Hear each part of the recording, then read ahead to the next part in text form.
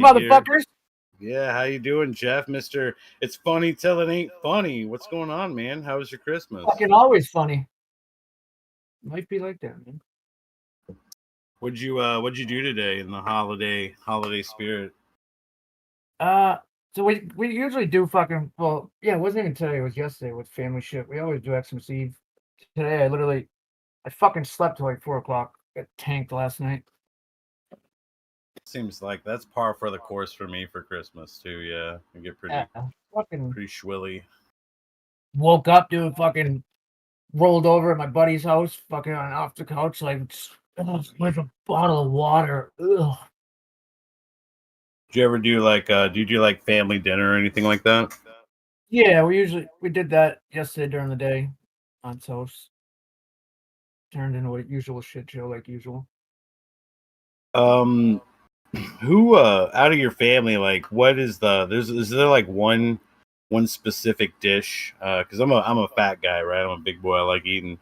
Is there one like specific dish that you look forward to every year? Dude, I always love a fucking ham dinner, man. Ham with the brown sugar glazing and pineapples. That's Mm. and well, my aunt too. God rest her soul. She hasn't been around for these 10 years, but she used to make these beans, dude. It was like beans and like chili with ham. I don't know if it's hamburger meat, but dude, I used to love. And my other aunt's tried to like replicate it, and she has Mm-hmm. not been ever able to make it taste like my other aunt. And it was just fucking one of those things that I'd polish off a bowl. It Yeah, was like my go-to. I had a great grandma. She was Lithuanian, half Lithuanian, half German, and she would make this So crazy. she has some recipes in her then. Yeah, she would make these crazy it's called like a potato kugel, and it's like a shredded potato casserole, and she'd fry it in a skillet and put like sour cream on it. And after she died, every other family member tried to make it. Nobody can make it just like her, you know? They tried and just insulted the plate. Yeah. I think the secret ingredient is like 60 years of love or however long she's been making it, you know? Actually, So, too, Jeff, my mother's side, fucking Morlocks, straight off the boat, Germans. They escaped the war. that's they escaped the war, or did they escape persecution? That's a good question. No, so they were Morlocks, they weren't Jewish, but Okay. they just escaped, like they didn't want no part of any of that shit. Who just got out. And they actually what did I say? It was my mother's aunt, so that'd make it what, my great aunt and uncle, right? Mm-hmm. I believe, right? But yeah, they always tried to speak German to me and shit. It never clicked with me. Jeff, tell us about Jeff pre Fishtank. What were you doing? A little bit of your backstory. You know, where do you come from and all that, and then ultimately what led up to you getting into Fishtank? So backstory, man. I'm a 37-year-old man child. Fucking before that, dude, I was building pools, man. I worked for this guy, and I met him because a couple years back, this is going back like 6, 7 years. I ended up in a sober house and shit. That's when I got stopped fucking up for I thought what was gonna be for good, but shit happened. Yeah, we're just building pools, and then literally I tried to do something with them. It was supposed to be like 2 projects before that one, and it was literally just a fucking Craigslist ad, man. Originally, it was supposed to be, or maybe that's just how they set out the trap. It was supposed to be a video gamer reality show. They said it'd be like live stream, film like Big Brother. But Oh yeah, it was next big streamer or something like that. I think that's so that they were supposed to. I was locked in to jump into that. It was going to be the same house and everything, and then fucking I was literally ready that week, and I think it was like 5 days, 6 days beforehand. Alex fucking hit me up and was like, "Yeah, dude, production just wiped out from the last fucking round. They need some recouping time, but we'll stay in touch." And then, so then I missed. Then they did a second project, but I was locked in working. You know, I couldn't fucking leave the guy high and dry. Fucking, it was summertime, man. We had like four $50,000 fucking pool fucking renovations. So we basically think of like the shittiest in-ground pool you see in somebody's backyard, and we take those and we fucking turn them back to beautiful. Fucking break them all down, bust the tile out. We mud, we tile, we grout, we plaster fucking, you know, multiple fucking layers of plaster, so shit don't leak. Unlike cement fucking pools of gunite. Well, gunites we don't really touch. They're a pain in the ass. Then we fucking epoxy paint. That's like fucking 3 coats. That shit'll turn you blind in the summertime, dude. There's no shade in pools, and it's just white epoxy paint. You literally got to wear sunglasses, otherwise your fucking eyeballs will burn. And so yeah, the fucking first time didn't work out. Then the second one, and then so the third time when I locked in, they actually wanted me there for like November 28th, I think is what it was supposed to be. I don't know what the fuck they were planning for that date, but that was supposed to be the day that I was gonna go, and they were saying, Alex told me, yeah, you know, plan to be there for the 6-week haul. And then he fucking hit me up like, you know, I didn't talk to him for a little bit, so I checked in, and he's like, oh yeah, shit. He goes, well, would you want to jump into the project now? And I was like, yeah, let me fucking throw some clothes together. Next thing you know, they didn't get me at the homeless shelter. That's a fucking bullshit. They literally fucking Ubered me. I live only like 20 minutes down from the house. Filmed it. You said that Alex hit you up. I don't know if you misspoke there. Stein. Oh, Alex Stein. Alex Stein. Oh, wow. Yeah. Yeah, so he has like some, I guess, some connection to getting people on the show, I guess, then, huh?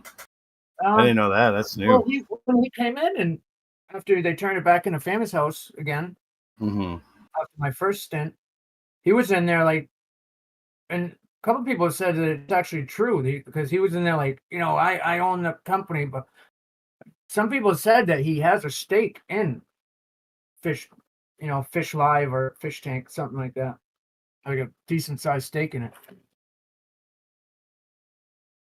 Because he's the one who vetted me out, but and now even some people have said to me like, dude, yeah, they just used you because they fucking looked you up and fucking knew you were a shit show.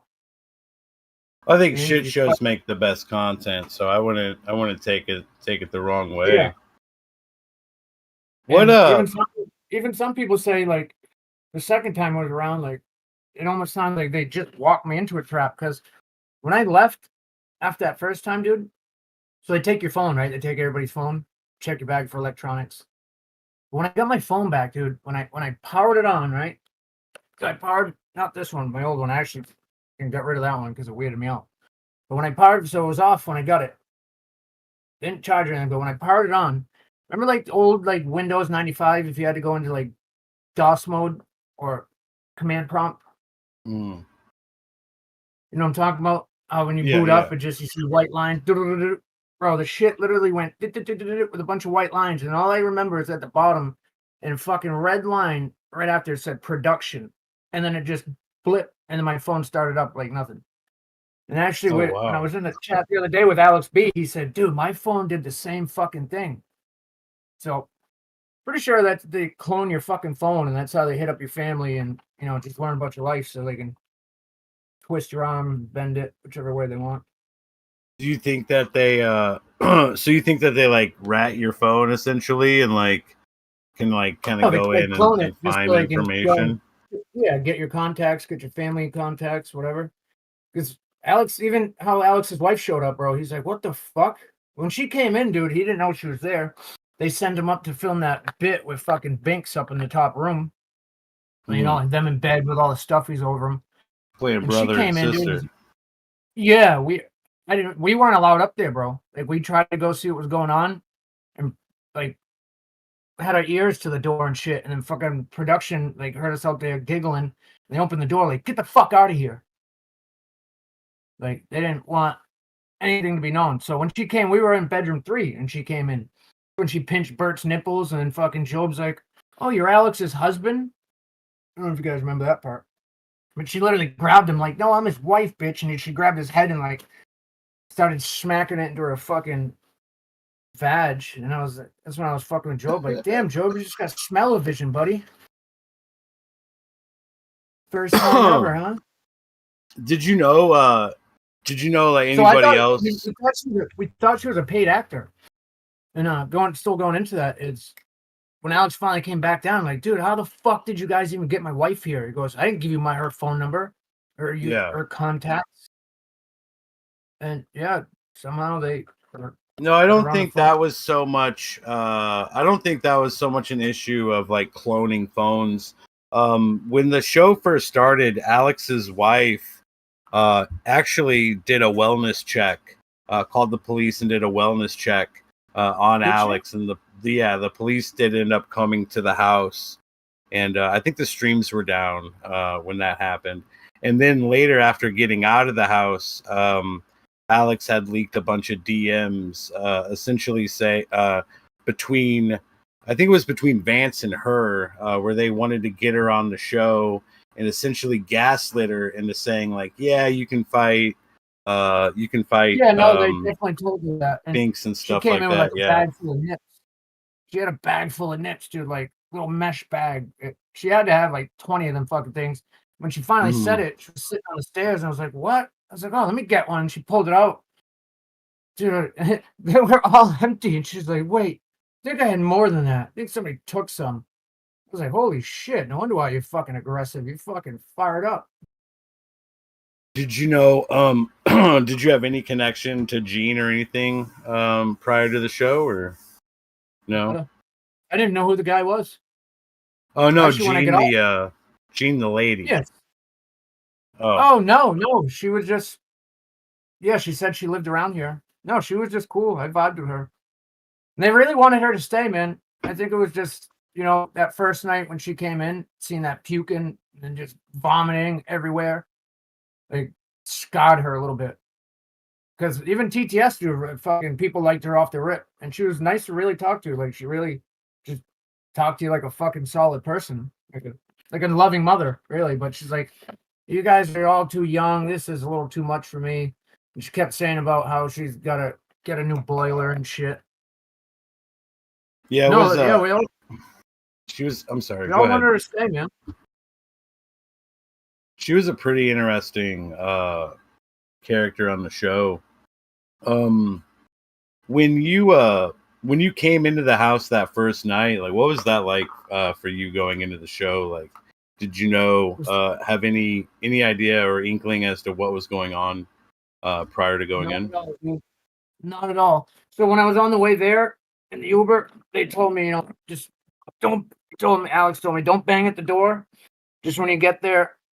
And then when I got there, though, of course, fucking the way where the house is, my fucking phone had no service. So I was sitting in the drive, but he had told me, don't bang on the door. They might be filming something. So I had an inkling of like, they'll be filming shit. But yeah, I was down in production. They're like, all right, yeah. So, sign whatever, do this, do the bag check, whatever. Which is another thing why it pisses me off how they said, oh yeah, Jeff was just going across state lines with copious amounts of drugs. Like, no, motherfuckers, I knew you guys were gonna check my bag. Like, why would I have done that? I'm not a total fucking idiot. Yeah, we'll get into that. I was downstairs in production, and you could see what was going on up there. And I just saw and then they were like, all right, yeah, just go up there. I was like, what about my bags? And I just kind of, brought my bags up, threw it in the corner, and here you go. And then they're all just fucking stuffing hot dogs in their mouths and puking. And yeah, then I was sitting there and fucking Joob's against the grandfather clock, and I'm on the other side of the door, and he's just like, looking over like, fucking, ugh. Oh, that was that. Yeah, that was the, what was it? The triathlon or some weird. Yeah. That was insane, dude. And then Bert couldn't smoke, and I think Peyton couldn't smoke. So that's how I ended up jumping in with just fistfuls of fucking cigarettes. Just burning fucking heaters down, yeah. Bert shit himself that night.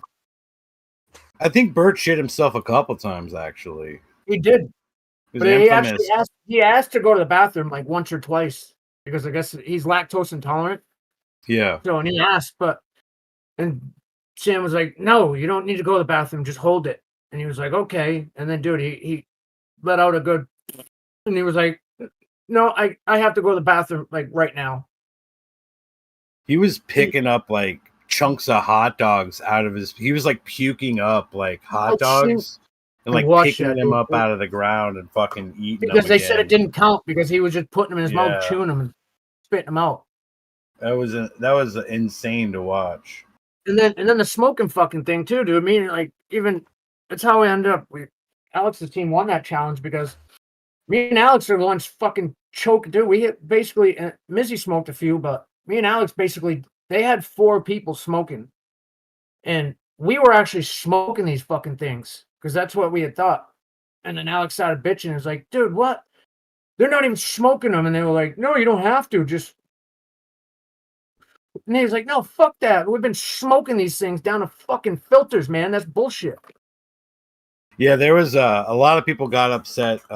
They did kind of like a similar thing in season 2, where one team was actually like smoking like 4 at a time, like 2, like 6, 3 in one hand, 3 in the other, and then the other team was just essentially like hot boxing the cigarettes to get them done. Fucking putting Warhead on it and then throwing it in the ashtray. Yeah, exactly. What was your impression on some of the contestants when you came in there? People like Mizzy and Binks and Bert, of course. To be honest, dude, when I came in like that, I didn't even really realize that Mizzy and Binks were fucking contestants because the way they were just like on the table dancing. Because when I was in production, they're like, yeah, there's some hot girls up there running around too, yada yada. I thought they were just like cheerleaders, basically. Didn't know, but yeah. So then it was that night. It got weird where Bert cornered me in fucking room 2, which was odd. But I mean, I just could tell because even somebody said it. I think like, oh, watch out for Bert. He's gonna try to fuck you. And then yeah, he like called me over to room 2 and was like, hey, can I talk to you? Then he like shut the door. He's big dude, man. And he like just kind of pressed me up in the corner. And I'm like, oh, listen, Bert. Okay. Yeah, I see what this is. Listen, I'm not gay. You're a big, beautiful black man. But no, you will not fuck me. I'm sorry, buddy. Yeah, there was definitely a little bit of like tension between you and Bert. What did that man taste like? What's that? What do you mean? Like I'm pretty sure like did you not like was it like kiss or like a brief kiss, right? Yeah, I mean I did that. It was more like a but for the lulz, right? Just nothing serious. Dude, I fed into that fucking thing. I thought it'd be funny as fuck. Everybody else is scared. What the fuck? I mean, it's fucking straight actors kiss fucking in movies all the time, and they do it fucking a lot. But he did when he did that. He did try to fucking throw his tongue into my. And then I even had to tell him like, Jesus, Bert, okay, that's not gonna happen. And I did do it again, and he even tried to like, go into it. And didn't you do it for a cigarette from Frank at one point? What's that? Didn't you like kiss Bert? Didn't you kiss Bert for a cigarette from Frank at one point? No, Bert sucked on my toe. Bert sucked on my toe. Yeah. And then Frank fish fucked me with the nightstick in the mouth for a cigarette. And then he took it out off his ear and he went to give it to me and then he snapped it and threw it on the floor. Yeah, there was a lot of. Let him smack me for a cigarette when I was drunk. And then he did the same shit. Threw it on the floor. There was a shit ton of tension between you and Frank and you and Joob. Can you kind of give me a little bit of what that was like to face the hassling? So yeah, that was Frank. Dude, literally, I didn't expect that. That motherfucker broke me down mentally, bro. Like, he just does some, and I guess, and I didn't know it was really what it was at that point. But yeah, no, that dude fucking broke me down fucking mentally.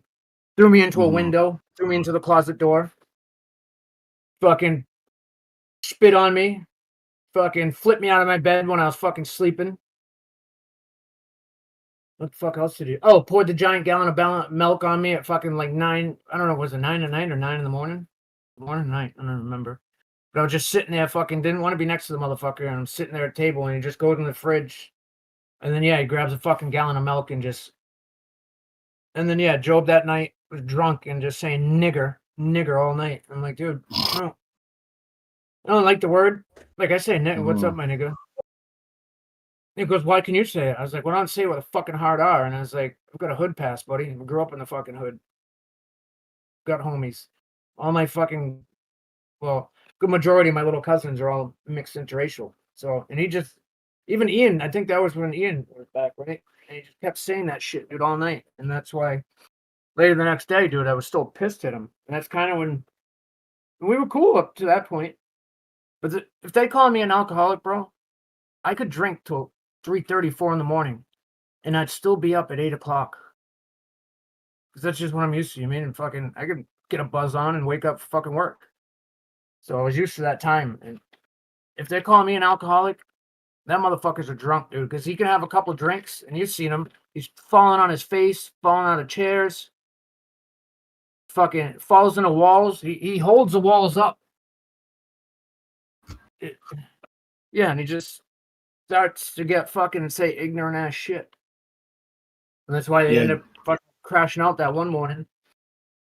I don't know if it was morning or night. I really can't remember. I thought it was morning. Maybe it wasn't. But when he was fucking with me in the kitchen, and I kicked his fucking stool, and he fucking fell backwards and fucking cracked his head on the tile, and they ended up coming to grab him and like, yep, Joob, no, you're going back to bed, buddy. They didn't even blame me on that one. But yeah, no, Frank was a lot, bro. You've seen that shit. He literally does that to people. Like, he presses every fucking single button in you until you literally just freaking the fuck out, bro, and going crazy. He did it to me. Look what he did to Mizzy. Look at fucking what he did to Peyton. And that girl is a very cool, calm, collected person, and she fucking swung on him. Yeah, she was swinging for the fences, man. She got some good licks on him. Yeah, I think everybody pretty much. Go ahead. No, I was saying she really did that shit. Like, that wasn't no bit. It wasn't a fucking scene. She really just got so fucking pissed at him and was done dealing with him too. And she fucking hit him with a 4-piece. And then production came up too and was like, "All right, yeah, Frank, get out of here. You're done." Yeah, I feel there was definitely a couple points where Joob and Frank definitely seemed to hassle you pretty well. I remember there was like one night they just kept fucking with you, and eventually like you grabbed him and kind of like it wasn't even like you just kind of like I think he wrapped his arms around you and you swung around on him and he like flew and like hit the ground and you're like, I didn't hit him, you know. And yeah. Because the way they ran up, and I was like, dude, he fucking felt. Yeah, he kept fucking with me, and you know what? He deserved what he got. Still don't hate the kid, but yeah, he just, I don't know. He was like one of the only persons Frank didn't fuck with, which is also too why it started being believable. I don't know if it is even true, where he started, oh well, because Jeff's my cousin. Yeah, I think the Jets' cousin thing is a bit of a farce. Well, I think at the very end he even came out and said it. Like, no, I just kept saying that for bullshit. He goes, I think the way he knew him is from just playing Minecraft. Mm-hmm. No, but yeah, dude, Frank sucked, man. And then that's literally they paid him $3,000. Everybody grabbed their fish bucks just to make him. And I think that's even when they said that's when it was like, all right, bit done, Frank.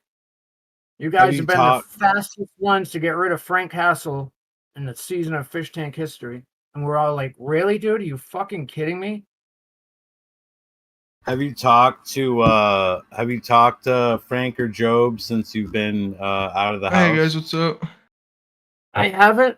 Frank did hit me up like a few times, but my messages are backlogged, and I locked all my socials, and then I unlocked them. But he did hit me up and say, "Hey, you all right?" Fucking Joob. And he Jeff, did try to you check piece on me. of shit. You I did send a fuck. message back. Joob, you still wearing the same jacket, buddy? Jesus. Yeah. Is that your only piece of fucking clothing? Guess what I'm drinking too, you fuck. Yeah, you'll be sleeping on your keyboard in a fucking hour or two, huh? Oh my god, Jeff. You look like an Aryan Brotherhood fucking member now too. Yeah, you know, oi power, baby. Oh my god. Baby. Oh my god. Joob, no, you can't do that. You can't say that shit. What? What happened? You can't do That's that, cancel culture, buddy. That violates TOS. I think that was Black Power, actually, what I just said. People gotta care that was about definitely you. White power. That was definitely Hitler. People have to care about you in order to get canceled, right? No, I know. I'm fucking with him. He knows it. Oh, no, he's still sucking on the zings, huh? It's a zone, you fuck. Oh, what the fuck? Okay, whatever. Same fucking thing. It's cheaper. I don't have a job. I'm like you right now. That's bullshit. I saw your story this morning. I saw that you just got a new job, you lying fuck. I went into an interview. Go drive the forklift. I wish. Go drive the forklift. Oh, that's strong, huh? Yeah, stick 4 of those in your head and see your fucking. No, not 4. 4 make me throw up. Maybe 2. But no, do it, pussy. See 4. Yeah, do 4. What do you symbol? What do you symbol? You're gonna tell me what to do? Yeah, do 4, Joob. No. Do 4. Yeah, you're a pussy. Do 4. No, he ain't even lying, man. Because I can't smoke cigarette. I smoke and then I vape in between. And I bummed some Zims off him in the house that were only 4 milligrams. And I put 2 of those fucking things in my mouth. And fucking 20 minutes later, I'm like, whoa, what the? I just put 4 in me. What's 4 times 9 for all the smart guys in here? That's what? It's 36. Is it 36? Yeah. 36 milligram going to my blood right now. You're a wild man. My little heart. I need to reposition this. So Joob has said on other streams, Jeff, that he doesn't like you because you sold fentanyl to kids. Can you give us a little bit about fentanyl to kids? Oh, I'm sorry. They were teenagers. My bad, Jeffrey. No, they were all grown-ass people, and I never turned anybody out. They fucking wanted drugs. I sold them drugs at it. Just for the record, I'd buy fentanyl from you, Jeff. So. And actually, it wasn't even fentanyl; it was heroin. So. Yeah, that's cool. Not really. That makes it a little bit better than fentanyl. I'll say. I think that makes it a little bit better. Holy shit! I'm buzzed up. See, already look, good, man. He's gonna be the chair's gonna hold him up all night. Oh my god.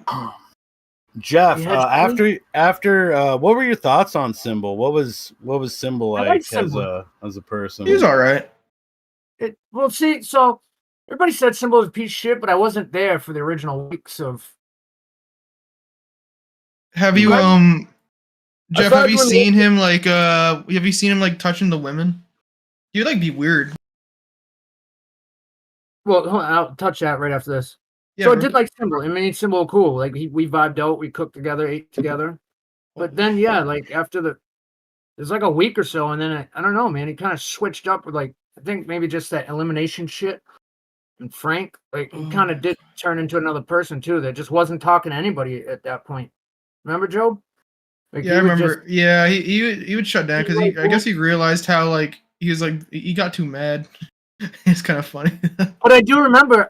So one of the clips I did watch from home about the famous house when he was, and I don't hate Symbol, but just watched a couple of clips and I'm like, whoa, what the fuck? But what I watched is when they were all in the living room, and he was on the couch like pressed up against a girl, and kind of like tried to put his arm back, and then she like shifted like a little bit over. He kind of like readjusted his legs and got. I was like, oh damn, maybe, I don't know. He was like kissing him too, dude. I saw some clips of him kissing. On that. Not on the forehead, not on the lips. Because I think it was like random. Yeah, I think it was Mizzy. Mizzy was like, I don't know if she was looking at the camera, but she. Yeah. Forehead kiss. I mean, that's fucking. Yeah, that kind of freaked her out a little bit. Oh my god. You're almost better off just going in for like, try a real kiss and then, oh shit, sorry, I can't swallow this. It's too much. I gotta spit. I feel like that would be better, right? Just I thought we were in that moment where if you ever try to kiss a girl and it just is like, whoa, what? No, it's not like that. It's on the forehead. But how do you just go in for a forehead kiss like that? Like, was he tucking her in bed? No, man, I would never do that, man. Like, you know what I mean? Like, were you tucking her in bed, like night, yeah. Like going in for the just, right in the forehead. Why would you yell? Why would you yell every morning, bro? That's what made me hate you. I think it's just like a Boston thing. I could be wrong. It was funny though. I'm gonna beat him in the head with a shovel. You're funny on the show, so you're good. Because fuck, dude. Because I was up and awake and fucking, everybody would fuck with me all night long. So I'm the only one that's up at fucking 8:30, 9 o'clock in the morning. So I'm like, yeah, fuck you. I'm gonna fuck with you back now. Good morning, motherfuckers. Yeah, there we go. Morning, fuckers. Icky wakey. Oh my god! Fuck! Oh my god! A lot of people have compared you to Bill Burr. Would you take that as a compliment? That's a fucking amazing compliment. That's a win, buddy. That's a whole W. That's a whole dub. The day you guys left the house, they did this scene where they filmed you like going into the porta potty and like dragging you out of the house and stuff. No, I did that. Did you think that you'd be going back after that? No, I thought it was one-on-one. Because I know that a couple days after, right about the time you left the house, Frank tweeted out your Instagram. That's because when I went into the shit, I was worried about, like, obviously you can Google it, dude. I got a fucking grew up a fuck up, basically. I just done a lot of fucked up shit in my life. Did stupid shit, and I've ended up in handcuffs a lot of times.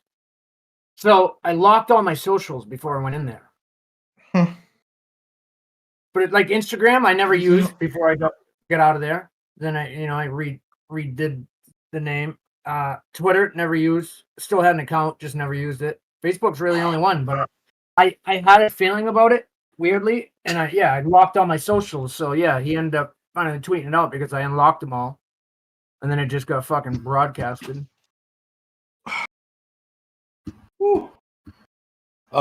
There was a photo of you after leaving the house where you had like a splint on your arm, and you also had it when they picked you up in the RV.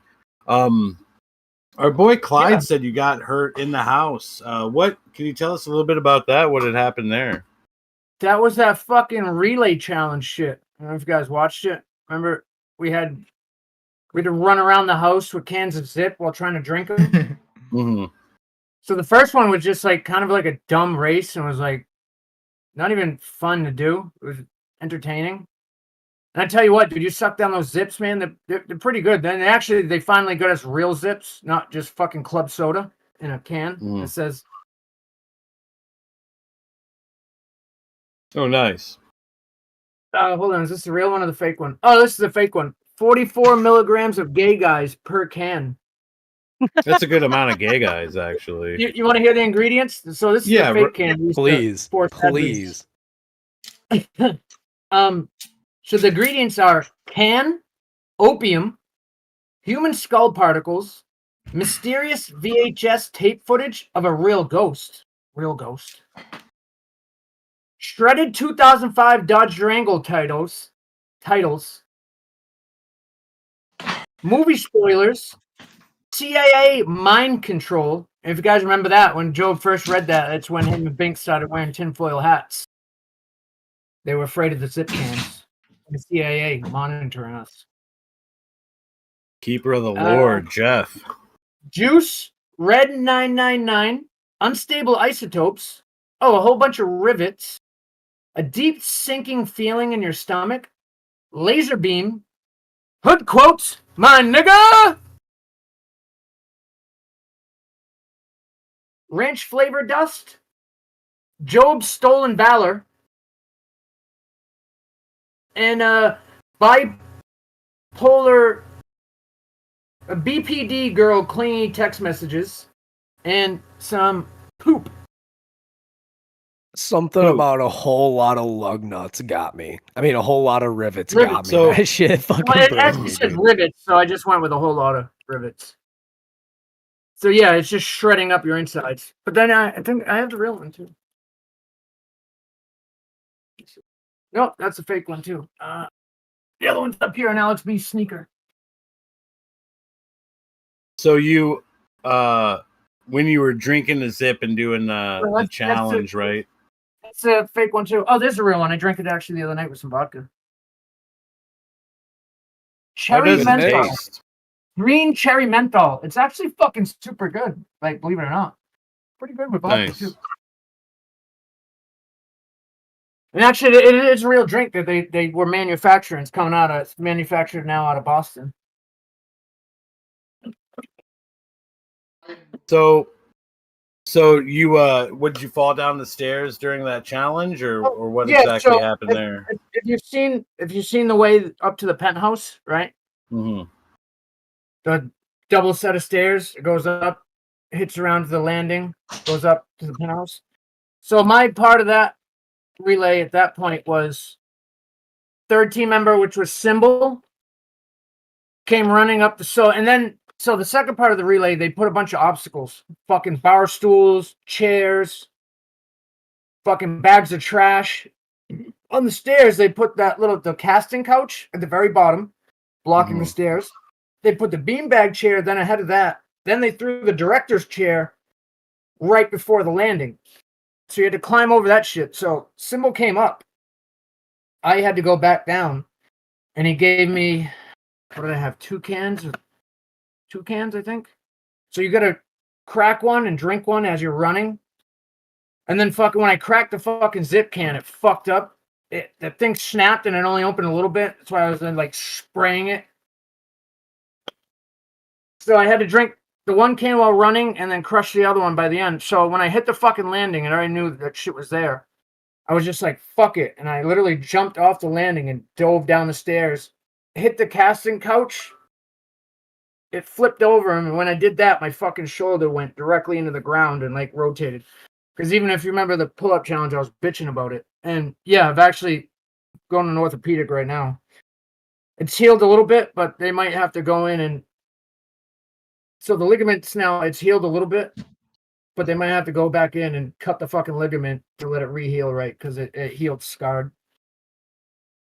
That sucks, man. Literally, if I go like up that high, it fucking, you can feel it pulling and it stretches and it hurts like a fuck. So you went home after that, and then you got reached out to go out to Vegas. Well, I went home and I bought copious amounts of drugs and put them in my bag, waiting for the phone call. You know. Yeah, let's get into that. Tell us about I guess production reaching out to you to go out to Vegas. Didn't know they didn't tell me. They don't tell you shit, bro. So I thought I was going back to the house because they called me and I was out. I went back with my pool guy because he was still finishing up his last fucking job of the year, and I needed I didn't need the money, but I wanted the extra money. It's still good to fucking have money in your pocket and money coming in. So yeah, I was doing that, and we were in Narragansett fucking finishing up this 50K job. We fucking painted it in fucking cold ass weather. And they called me like, so I got a phone call from Alex, and then he asked what my number was, because when I had first talked to them, way into the ad, I used a text now number because I always use for shit like that. You don't know who the fuck you fucking with. So you used text now, and they were hitting that up, and it wasn't going through until I realized it. And then I answered it, and they're like, "Well, they're trying to call you. What's your number?" I was like, "Well, this is it." And he said something. I was like, "Oh yeah, this is my text now." I was like, "Well, at first, dude, I just thought you were a Craigslist fucking creep." So here's my real number, and they called me like, you want to come back on? And I was like, yeah, sure. They're like, all right, well, put some clothes in it. And I was like, I gotta get home. Like, no, I think I said I gotta pack a bag and shower. So they thought I was home, but I was at fucking work, and I had epoxy paint still fucking all over me. And they fucking just kept blowing me out. You ready? You ready? And then I was like, no, I'm not even home yet. I'll be home in like an hour or so. And then I finally get home. I jumped in the shower, threw the clothes in the laundry bag. And then fucking when I called them back, like, I'm ready, because they wanted to originally Uber me to the house. And they're like, no, just never mind. Just be ready. We'll be there. We're going to send a ride for you. And then, yeah, they just called and like, we're outside. And I came out. It was Ben. Grabbed my bags, threw it in the production van, and all of a sudden, here comes a fucking RV barreling down the road. Sam jumps out like, shh, don't say anything, be quiet. after he had just curb jumped a fucking, I don't know, the median or a curb and fucked the RV up a little bit. Because I had to crawl through the passenger side. And yeah, the next thing I know, I'm in an RV and I didn't understand. And they didn't tell us shit. And next thing you know, we're just on the road. Yeah, And it stunk like fucking ass because Luke hadn't showered in days, had no clean clothes, and Airsoft Fatty hadn't showered, had no clothes at all, not even a clean pair of boxers. Luke had no clothes, no deodorant, no toothbrush. And those dudes were in the back bed. So the back of that RV is meant to park and it comes out so the bed's available. Well, it squished in, dude. Those dudes were back there cuddled up for like the first day and a half. Fucking nuts to butts. Airsoft Fatty and Luke just stinking like, dude, like 2 homeless dogs. Maybe even worse. Wafting smell off of those 2 was... Oh, man. I'm so mad I didn't get to go on the RV, dude. Oh. Dude, Job, you couldn't even shit in there. I took a shit in there one time. That's funny. And then we never really stopped except at a gas station once or twice. And like once or something here, and then the hotel in Texas. So we had no idea where we were going. And actually, but I tried to take a shit in there, like I think it was like first night, dude. And I was in there like literally like,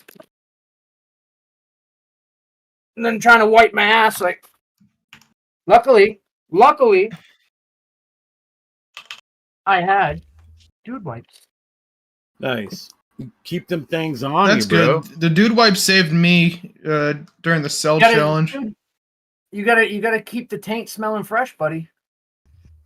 True that. Was wash the undercarriage. Was there ever a point at all like where they were like, we're going to Vegas? Because I know like Airsoft Fatty hinted towards it multiple times, like where we're going, it's gonna be really big, like it's gonna be crazy. I had no idea. But also at that point, Airsoft Fatty had come back and was like in with production a lot, you know. So I feel like he knew a little bit more.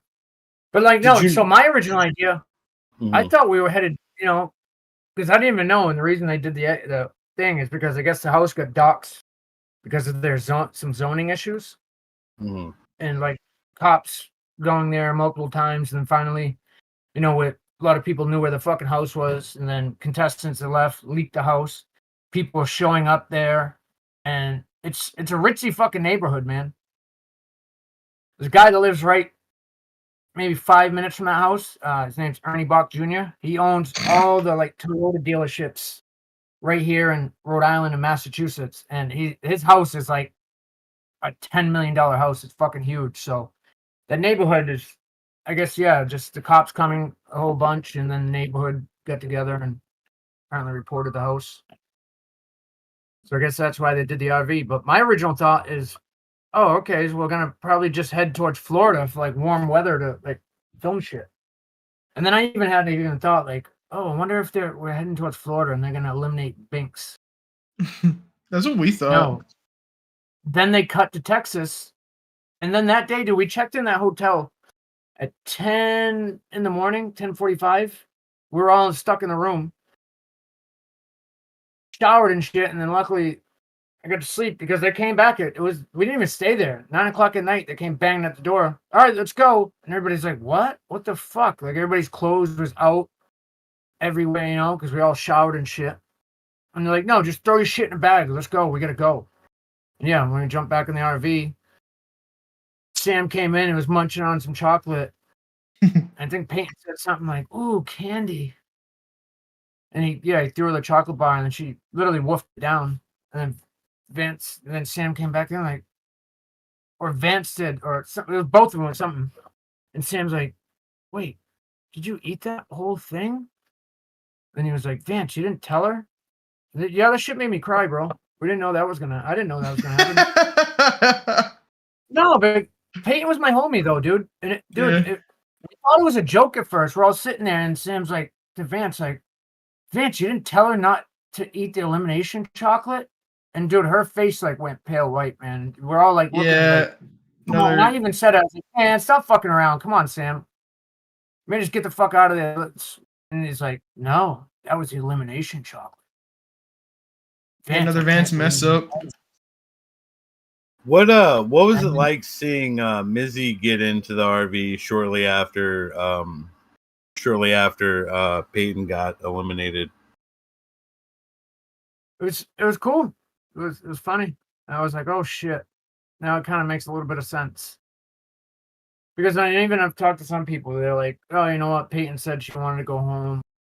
She was kind of just vibed out." And some people just saying that she wasn't doing anything. But you guys also got to think, man, there fucking wasn't anything to do in that RV, man. I didn't even have a fucking bed, bro. I slept on the floor. I slept on fucking with my head on a table for fucking a day and a night. Then I slept on the floor for a night. The girls were up in the top bunks, Peyton and fucking thing. Even Bert, dude, didn't fucking sleep in a bed. Fucked up. Yeah. There's nothing to do. You can't really film content in a fucking RV, dude. And at that point, bro, like we weren't stopping like every couple hours, hit the gas station. Like they would hit the gas station, production would go in, get food, and then they'd come back and like maybe throw some waters. And then they were like wouldn't let us out of it because at that point we all had access. Like I had my debit card and shit. And then like a couple times they did give us food. Like one they did stop was McDonald's. Went and got a whole bunch of McDonald's. But then even Binks was there like, "I can't eat any of this." That girl didn't eat for like almost 2.5 days, bro. Except for like maybe some trail mix. Because they just, I don't know if they were doing it on purpose or they just kept forgetting that fucking she's vegan. Yeah, and then another time we did stop it. And then, production did pay, like we got some burritos at this gas station place. And then like they ordered burritos for everybody, and Binks was like, "I can't eat that." There was went back in, paid with her own money. She got a bunch of like just like little snacks and whatever she could eat. But yeah, that girl was like starving, bro. Fucked up, man. There was a bunch of time when the cameras went down. Did staff or production ever alert you that like, hey, the cameras are down? Maybe save this conversation or wait until the cameras come back up. We had to reenact and just go back to just bullshitting, but it's because we were hitting that. So I think they have the Wi-Fi box, but I'm not sure if it was with the RV or if it was by the production van. But then also, or they would switch them, whatever. But then sometimes they would just hit dead fucking areas, and the stream would just dead. And then all we were doing is bullshitting, dude. You guys saw some of that, just sitting at a fucking table, like, "Oh, can you guys go back and just keep talking what you were talking about?" And then, of course, there was like a big, there was a lot of moments where it seemed like no matter where you guys went, whether you were at the hotel or you went out to eat, I think you guys went out to the Mexican restaurant, where the viewers immediately, within minutes, like knew exactly where you guys were at. They told us don't talk about where we're at. And at that point, we really didn't even know where the fuck we were at. They were just finally like, "All right, look, we're going to stop and eat." And everybody was like, "Yes, finally." But then they give us, and I think Bert, and they set it up on the fucking table. And it's aimed up at the back wall with the fucking name of the place. The fucking phone was ringing off the hook. The fucking lady answered the phone and came over and was like, they're asking for the blue-haired girl, Binks, right?" And then production's like, "Oh, no, just hang up, dude. That phone kept ringing off the hook." and we had to leave there fucking early too. Was there ever like a moment where like it seemed like production might have been scared that of like maybe trying to avoid like a potential swatting or something like that?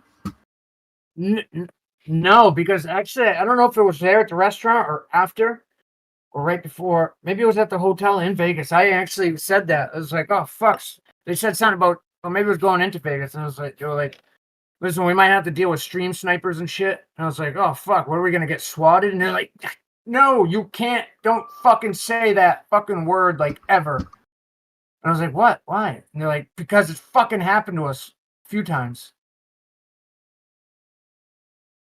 Like even with what was it? Fucking they showed us, they came up with stickers that they got from Sticker Mule in the house, and they showed us it was actually the evidence report sheet from when they got busted doing some with chickens. I never got the whole deets on it.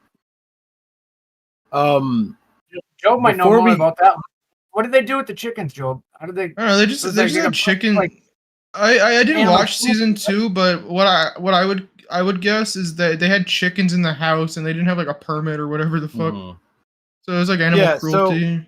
So I'm pretty knowledgeable. They got some chickens for a bit, and they just let these wild chickens go in the house.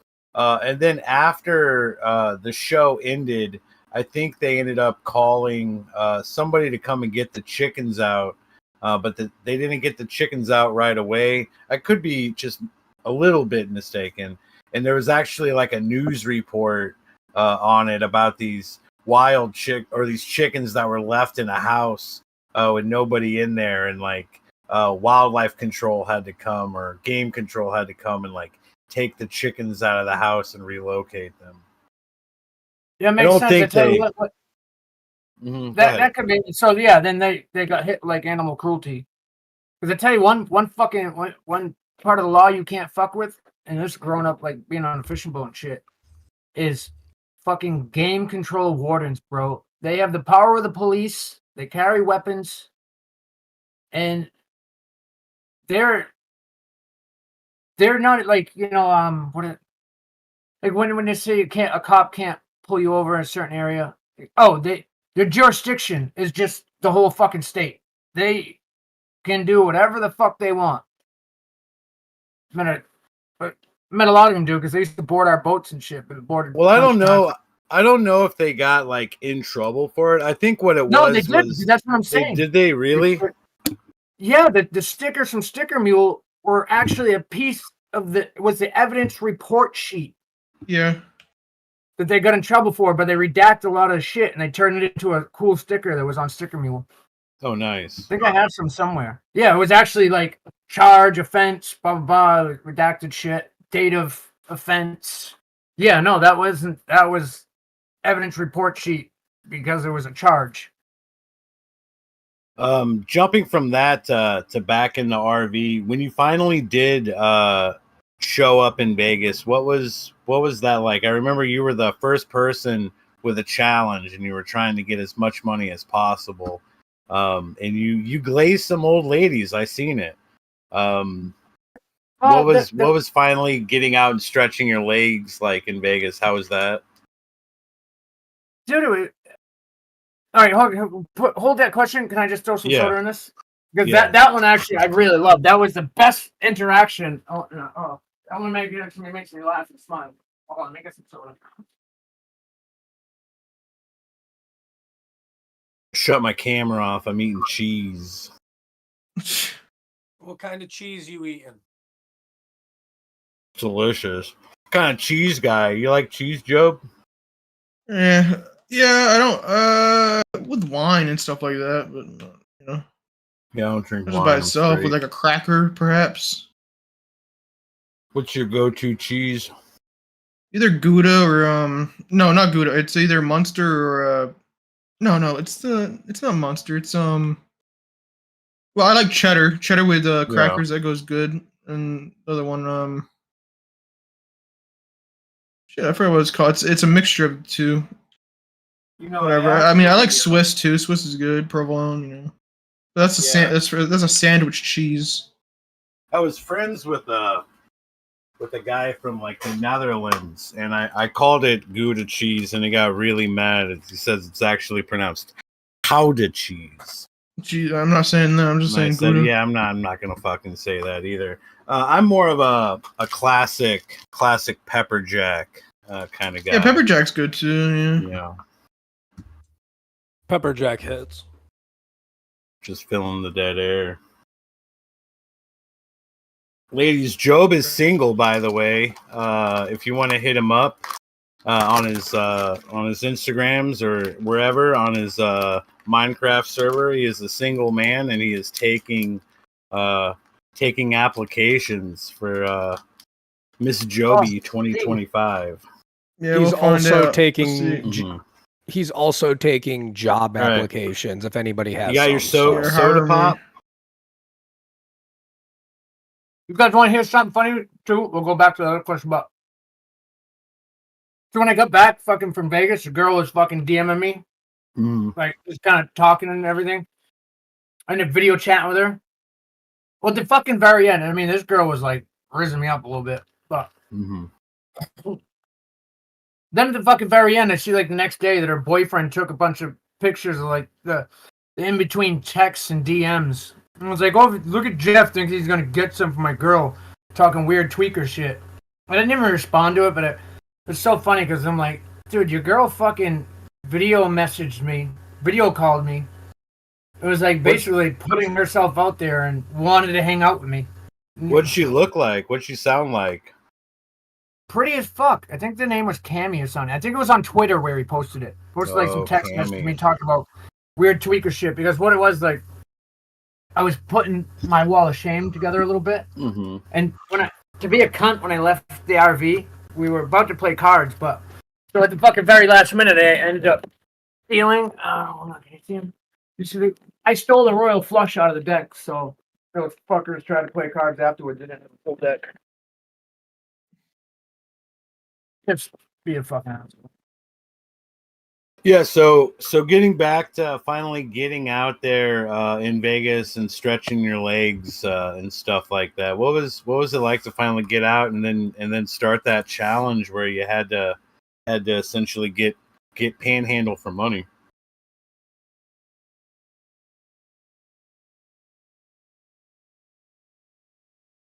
Between that and getting out of the RV and then finally getting to that, like, we finally got there, and they said, we're here.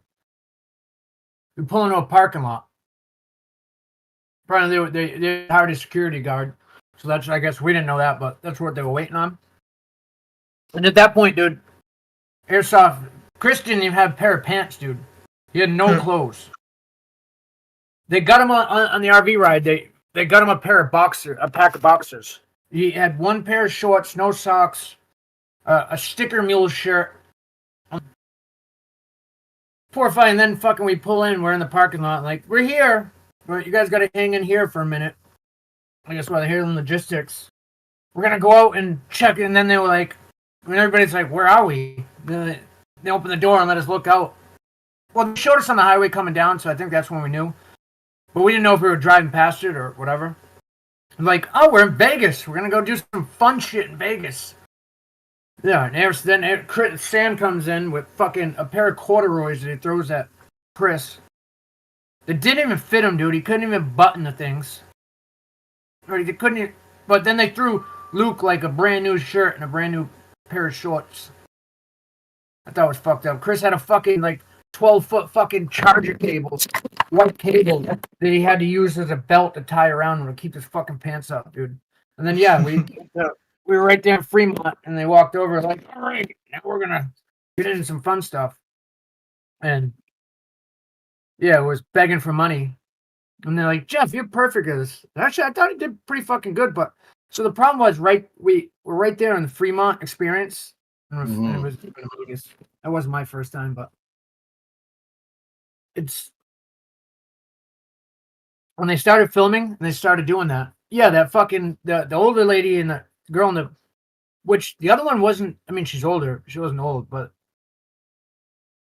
I asked the one in the pink for That was my bit. I think you spared $2 for the bus. And then all of a sudden she said no and like just straight walked past me. And then the other lady was like, how about you, man? Could you do it? And she's the one who stopped. And whatever, how the conversation went. And then she actually got the $2 from the girl in the pink fucking tube top. And then fucking, yeah, grandma was like, oh, you're such a cutie. You're so nice. And then the other girl was like, well, how about you? Can you spare $2 too? She goes, that was my $2. So all she had was a card. And then, yeah, grandma was like, well, here, do you want it? And that wasn't even, that was just like a real deal interaction. She was like, well, do you want to touch me? And I was like, nah, you know, I honestly, no, but I'd give you a hug. And then I got to hug the other girl in the pink. And I was like, no, but, and I would definitely touch you. And then I wasn't even trying to get that fucking number for her because she was smiling too after she gave me a hug, dude. She was rubbing my back. Even grandma was doing it. I was a little creeped out on that one, but the one in pink could have I would have went to a hotel room for the night with her. And then fucking as I'm doing it, I mean, she'd give me the hug and just, oh, that feels good. And then all of a sudden, yeah, security, Metropolitan Police, because they have 2 police forces out there. Mm-hmm. The cops that deal with like, violent crimes and all that shit. And then the Metropolitan Security Force, they're cops also, but they deal with more like vagrants, disorderly conduct, the drunks and shit.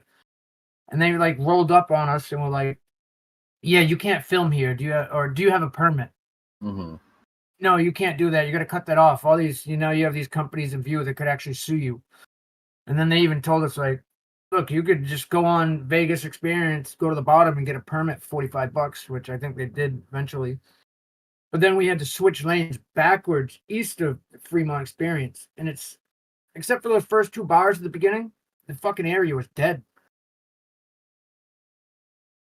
It was fun. I liked it. I enjoy it. I think I got like 25 total, but only 13 counted because the other bucks were fan money, which didn't count, and a $5 cash app. And Sam gave me the 13 back.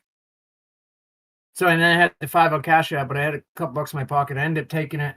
I don't know if you guys see it. They didn't get filmed, but there was a homeless lady, dude, that was in a wheelchair. And I mean, she looked old and decrepit, like, and had a little fucking chihuahua in a lap. I ended up giving the $18 to her.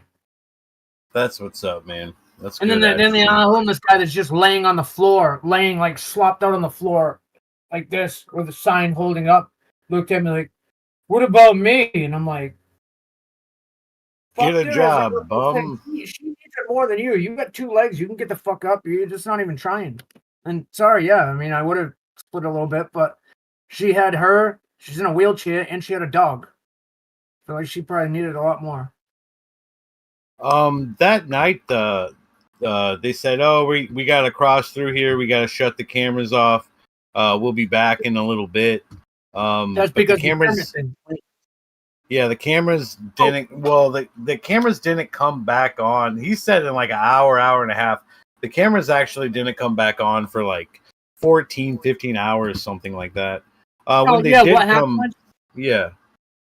We tried to hit the White Castle. We were gonna go film the White Castle, like just with the phones. We doxed the fucking. I don't know. I forget what type of what did Joe? What did Majok call those cameras? The ones with the sturdy handles. I don't know, man. He always had a name for it, because they would be like, "Oh, grab the so and so's." I know they're were they Sony? XM4s, I think. Those are headphones. Yeah, there were Sony X something 4s. All right, so that does make sense. So I think that's what they would say. Oh, grab the X's or the X, whatever. But so we killed those, and we were just going to use the phone, and we were going to go eat White Castle, which again, Binks was going to get fucked. Well, girl, dude, still really hadn't eaten anything but trail mix.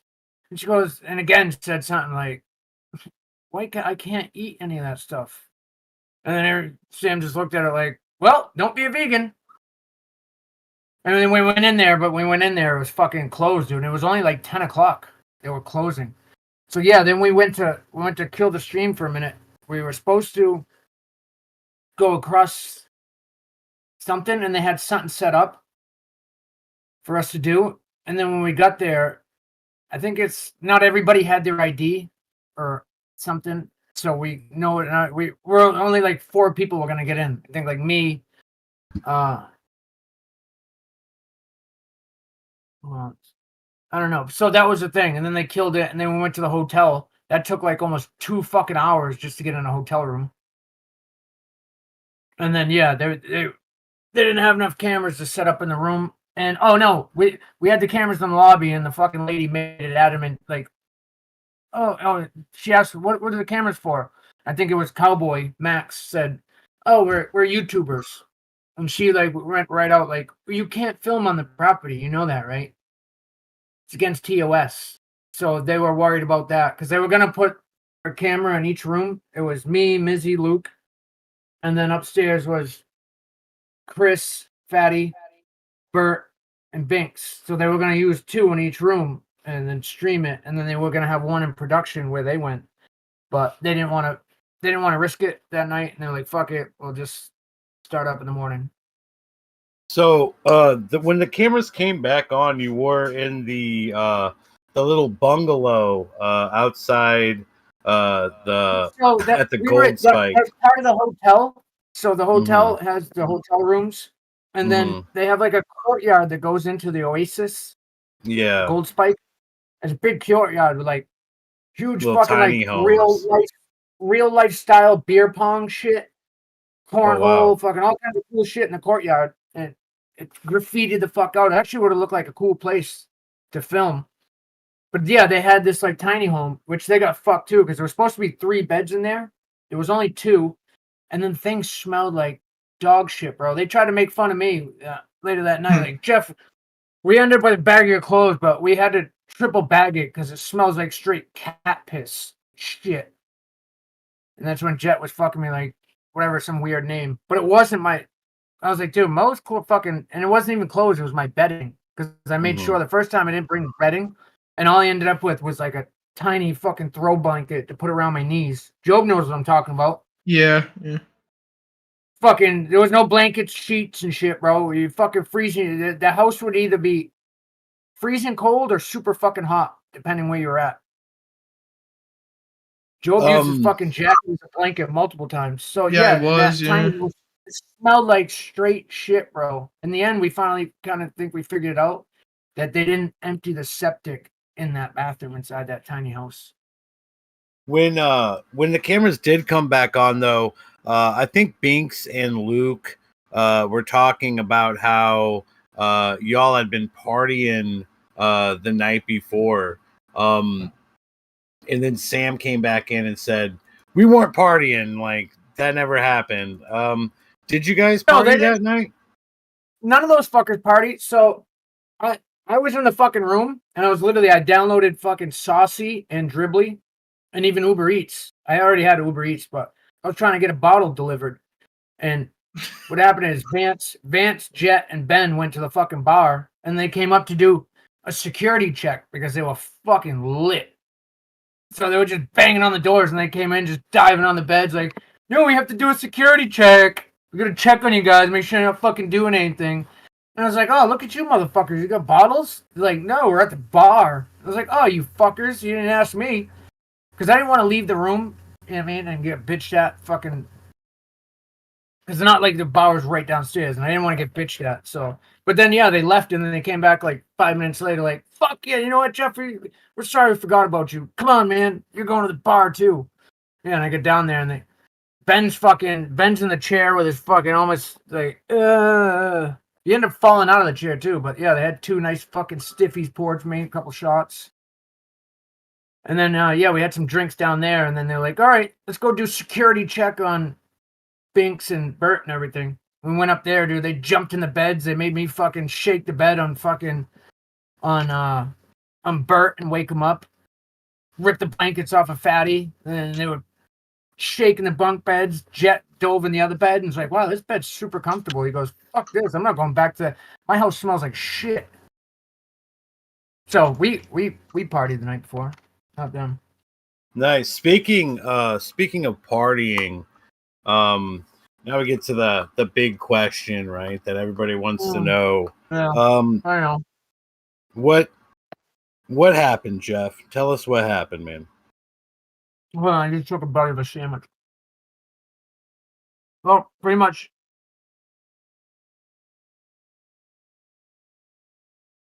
What you guys knows is true. I fucked up.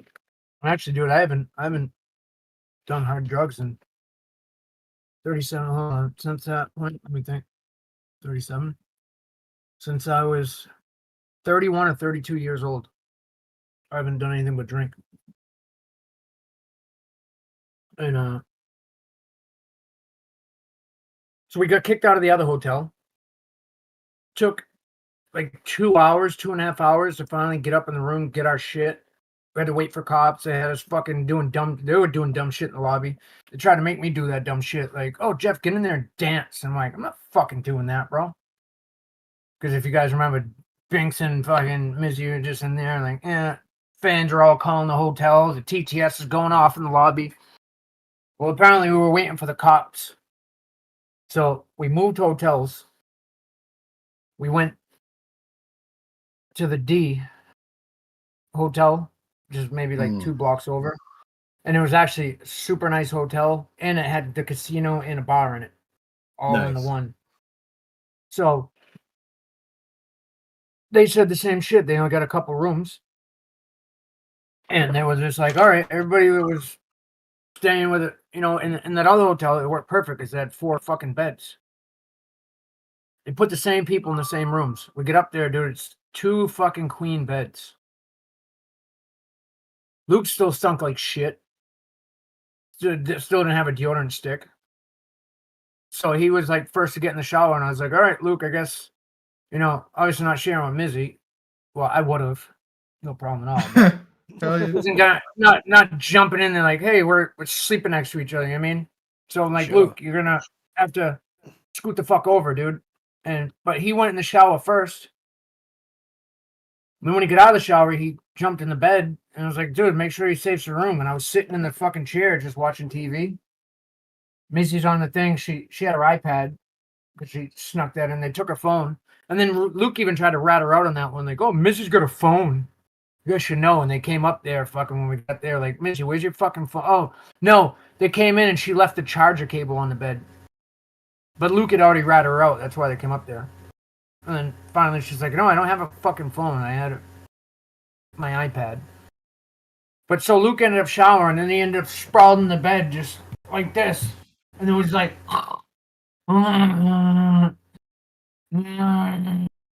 it was like 10 o'clock at night. I was like, oh, guess I'm not fucking sleeping in that bed. There was no comforter on the bed, so I ripped the sheet off. And the other sheet, Mizzy gave me off her side. I threw it on the floor. I tried to lay down, watch TV for a little bit. I was like, I took a shower. Then I tried to lay down for a little bit. And I was like, you know what? Fuck this. I had my debit card with me. And I went down to the casino. Put in 20 at a penny slot. After hitting the bar, had to go pour up a double cup. Put in 20 at the penny slot. Went up to like $40. Dumped it back in. Put another 20 in.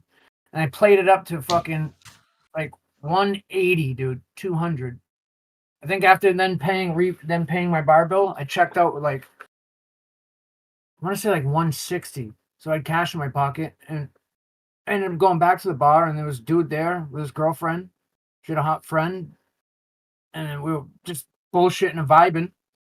And they're like, "Oh, dude, we're gonna go check out this other one block over." So I'm like, "All right, fuck it. They're not streaming anything. Shouldn't get in trouble." So yeah, we go outside and we're smoking a cigarette and shit. Another girl shows up for dude's girlfriend. Walk over to the casino, next casino. Forget what the fuck it was. 4 Queens or something, or like right into Fremont, a little more. One of those fuckers, anyway. And on the way over there, dude's like, I just gotta stop and see my buddy. I'm not a fucking idiot, dude. I've slinged enough things in my life, so when he stopped and I seen him in the interaction, I kind of went walked over like, oh, what's going on? You getting the good stuff, bro? And he goes, but they were buying crystal. Fucking meth. And I'm like, oh, I don't fuck with that. And the dude's like, well, I got other things. And I was a little sloppy, and I'm like, well, if you had some downers, I'd be in. And yeah, sure as shit, I bought some downers. Bought some dope. What'd you get? Did you get like was it Fent? Did you get Oxys, Roxys, Perks, Yerks, or whatever? Like what'd you get? I call it dope, bro. I call it dope. It'd be heroin, Fent, mix, whatever. Dope is dope. And then you mean I got it? I did a couple lines, I was fine. And then when I was going back to the hotel after this excursion ended, there was a fucking Walgreens right there, and like an idiot, dude, I went and got a fucking sticker.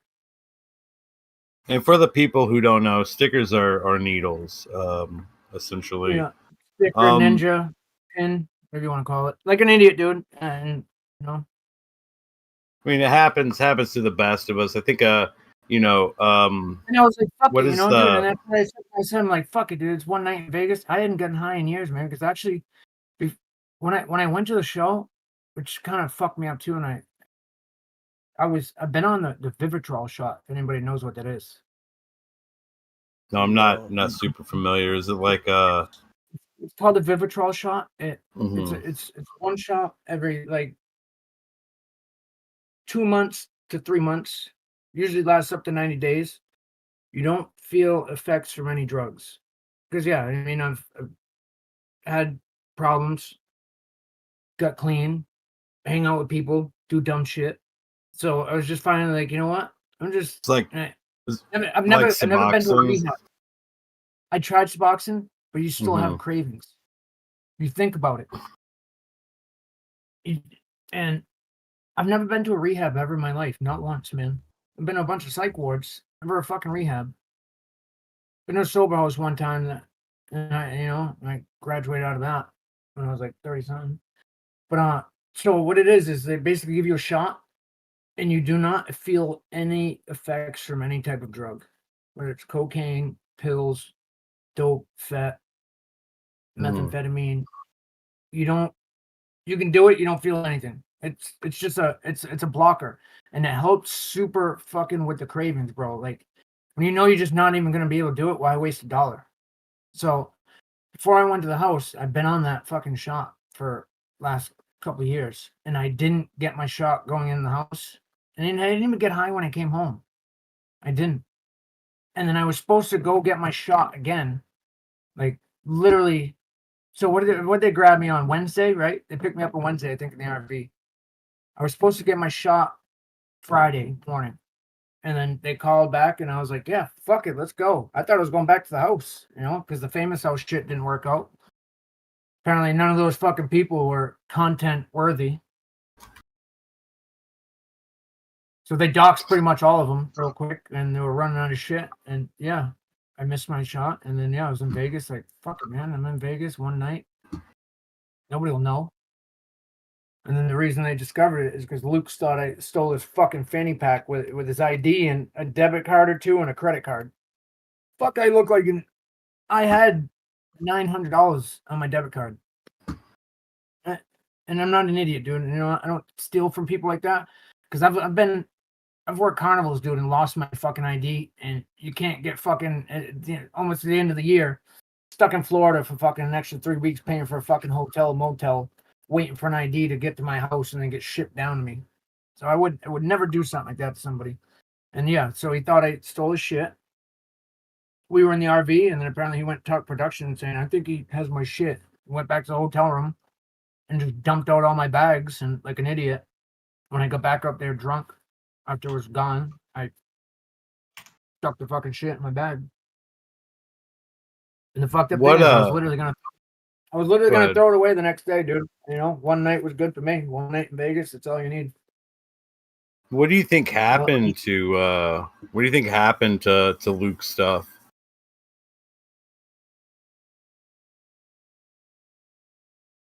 I think production lost it. And when I leave the RV, what never got uploaded. But I had a talk with Sam, and Luke was right there. And Sam like, look, we're not going to use any of this shit. We're not going to talk about it anymore. Which obviously they didn't. They roasted the fuck out of me after that. But he got on the phone and even called the Oasis. So I think either he left it to the Oasis, or it was in the van because they didn't give a fuck about our bags, man. They would just rip them out of the truck and be like, throw them on the ground. Be like, all right, grab whoever's shit is whoever's.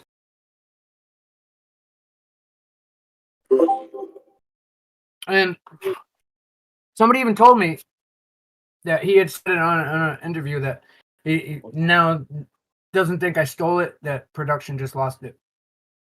I mean, it is possible, yeah. Production could have lost it, or it could have been, maybe even possibly left in the room. Because I don't know if he had it the day after you guys left Gold Spike, right? Like, it's possible So that's why he thought I stole it, because we were having a conversation about it. Because I ended up buying him breakfast that morning. We walked fucking to find a Dunkin' Donuts and shit. And I bought him breakfast. He's like, yeah, when I get my card, back out of the RV, or when he didn't know where his shit was. I was like, dude, it was only fucking like $10, dude. I said, don't worry about it, man. That's what it is. Not worried about $10, And he saw me pay with my own debit card, and I'm a smart person.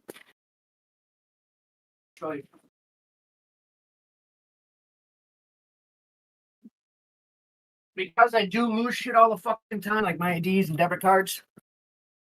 When I got in the RV, I had my IDs and debit cards on this nice chain, and it never left my fucking neck, dude. I slept with this fucking thing. It never left my fucking neck, unless I jumped in the shower or something. But he didn't know where it was then. And yeah, that's basically what happened.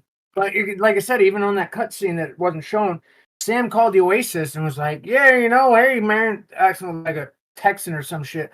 I was there staying in the hotel the other day, and I think I might have left my wallet there. And the lady's like, well, what room? And he tried to play it off like, well, I'm not really sure what room it was. I think it was on the second floor. But it's Luke Valentine. And if you do find it, I got a $1,000 reward. So that's that, man. I don't need to steal shit. I don't steal shit from people. I fuck my low. I don't, Yeah. I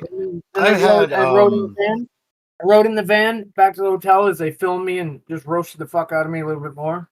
Back to the hotel. Walked me up to the room, and I opened the door, and there's my shit. It was literally like this dude ripped open my bag, dude, and just dumped it everywhere, all over the hotel room. I almost should have fucking tried to could have, if I was a super cunt. Like, what the fuck is this, dude? Like, hey, really? Jeff. I just joined this, so this might already have been asked. But what did they catch you with? What was in your bag and shit? Opiates. You had some Fetty? Fetty, dope, whatever the fuck it is. I don't know. Some blues and shit. Wasn't crystal meth like they said. Not a Oh, they'd be bullshit, you know what I'm saying? But even what I was just saying, dude, is I've been on the Vivitrol shot for years. You've been on what? That's like the Suboxone shot, ain't it? No, I tried that back in the day. The craving still, it's a shot that they give you every 30 days, and you can't feel the effects of any type of drug. Yeah. Cocaine, crack cocaine, which I just got some 30s in, but I tested ecstasy, MDMA, amphetamines. But and like I was saying, I was supposed to get they picked me up on Wednesday in the RV. I was supposed to go get my shot again on that Friday. I've been on it, dude, for almost 6 years. I'm 37, so 32. No, 5 years. 5 years. Okay, so you've been off the opioids for a hot minute. You just had relapse. So I should have gone and got my shot again. And then I got fucked up in Vegas, and I was like, you know what? It's one night in Vegas, nobody will know. Is that why you went out that one night to go gamble and you got something?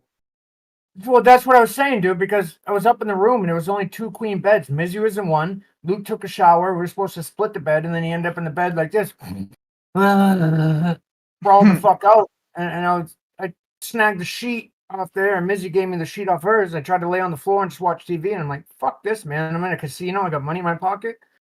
There's a bar down there that's 24 hours. I'm going to fucking enjoy myself. And I bumped in some people. We went to another hotel, and they got something along the way, but they were getting crystal. I don't fuck with that shit. And that kind of blows that they kicked you for that. What was the paraphernalia? Did they actually find anything, or was it just paraphernalia? Like, was you like smoking it or shooting? I was pinning it, bro. I pinned it. Yeah. Okay. And the fucked up thing is, I was literally gonna throw that thing out, but we never went back to the hotel. And then Luke thought I stole his shit, so he went there and ripped through my bags, and it ended up falling out of my bag. Yeah, they didn't find any actual drugs. Drugs gone, dude. I only bought a 50 bag. I'm late again to this interview, but I assume that you didn't take his bag. That's what you're saying. And even like the other interview I did, Alex B stuck up for me. He's like, dude, I know a junkie when I see one. He goes, you never had even signs of being a junkie, and you couldn't have. The part that pisses me off is they said I just jumped in an RV with copious amounts of drugs and rode through 13 states over state lines. And listen, their driving wasn't that good, and we had cameras and lights on all the time. What a fucking idiot. Yeah, Dope Boy is our Dope Boy here is like our head drug ambassador, if you will, right? So I'm the head wigger drug czar.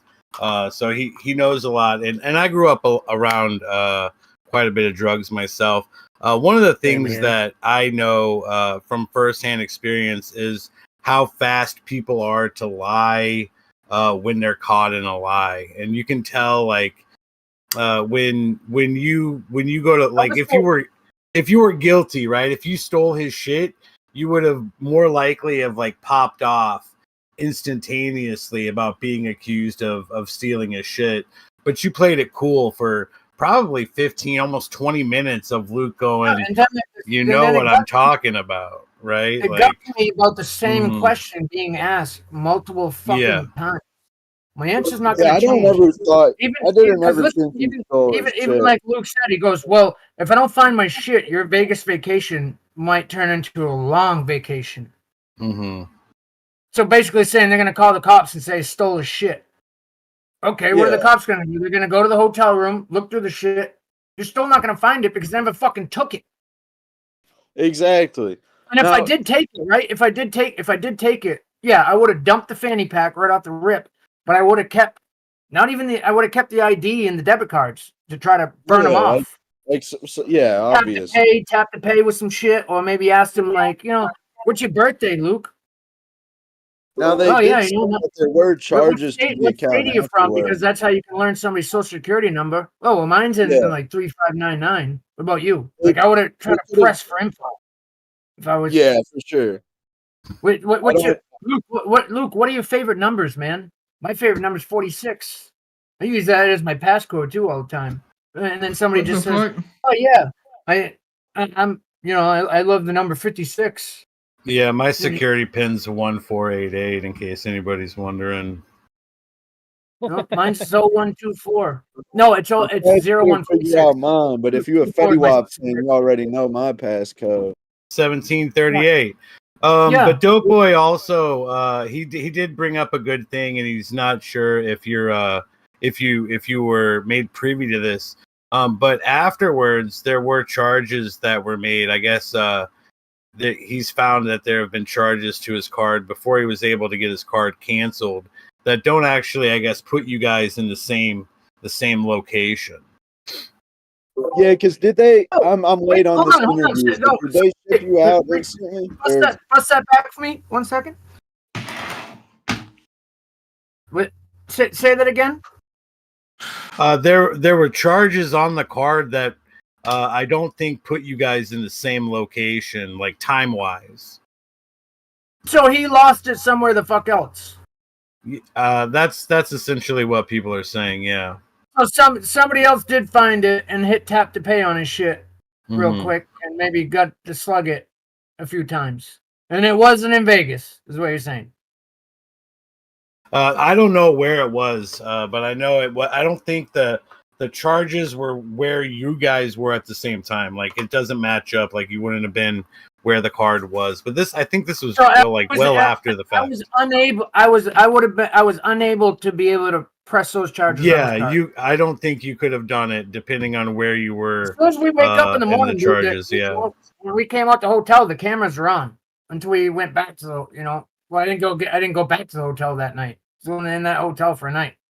So tell us about going, getting kicked out of the RV and then essentially getting taken back to the what was it, a bus station or another hotel? Can you tell us a little bit about that? If you remember, right where we first started filming, right there in front of the Fremont Experience. No, they brought me to the hotel. My shit was all thrown around the fucking room. I just threw it in the bag. Then Sam, before I even got to the door, before I even went up, he asked for my key to the hotel room. He had Luke go up with me because he went and parked. And this is how honest of a fucking person, right? He goes, well, I'm going to need your hotel key, right? So I give it to him. And then I even went like this. I said, in here, look, I even have a second key. Here's the other key for the room also, Sam. Then there was even a pack of cigarettes in the door. And I didn't steal it. I had no cigarettes. I was hitting my vape the whole time in that van. And I said, Sam, can I have a cigarette? Do you mind if I take a cigarette or two out of this? And he said, no, just take the whole pack. So if I'm a super fucking thief and I'm getting kicked off a show, right? I wouldn't even have said some shit like that. I would have just grabbed it. It was sitting in the door handle. Yeah. With 3 cigarettes out of it. I would have just grabbed the pack and put it in my pocket. If I was a real fucking thief, I would have gave him the one hotel key, went up there, got my shit, and then been a cunt about it, and went back up there with the second hotel key and just fucked the room up or stole more of Luke's shit. Or I would have went up there with Missy's iPad and it was shit. It was up in there. She had a nice charger pack battery that charges iPhones, laptops, everything. Her iPad.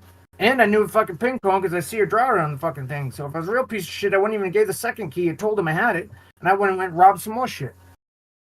You said that, I think when we were talking a little bit on the phone, you said that there was a point that wasn't filmed where essentially Sam called. I think did he call Oasis? Yeah, it was right outside. They made me walk off the RV, and then Sam said, all right, I'm gonna go do this. And then he walked out, started up the van. He was sitting in the driver's seat. I was sitting right there in front of him. He had the door open, and Luke was right there. And he called and acted like a Texan, but he knew we fucking shit on the hotel. He wouldn't even give him the number of the room to go check. It was just like, with the Texan drawl, well, I really need this. It's really important. It's got my IDs and stuff, and I'll give you $1,000 reward. And the lady's like, well, I need the room number to be able to check.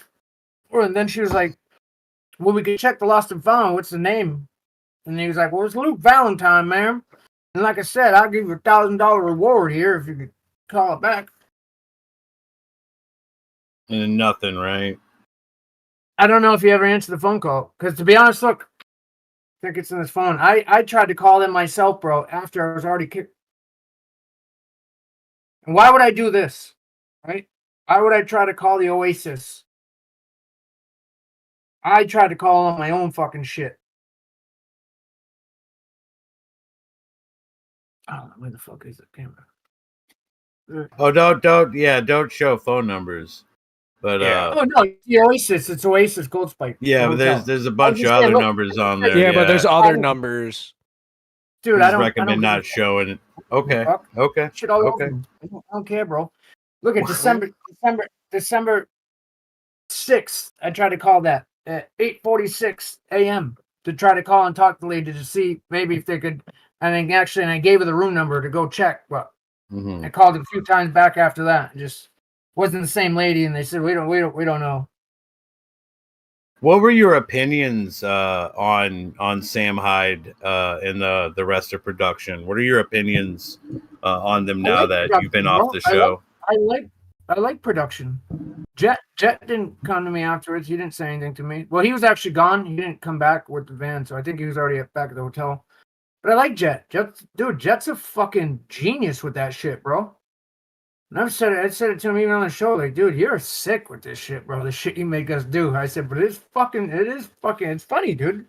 Because I remember one night we were in the house and it wasn't like any booze or something for like, I don't know if Joob's still here. He wouldn't remember. Like 2-3 days or something, because even Joob was like, and Simba was like, and Connor was like, yeah, we've been drinking for like last week. I'm like, oh, great. Now I show up, there's no fucking booze. But Connor or something or Symbol was at the table, and Jet went to go down, and he's like, Jet, can we get some liquor?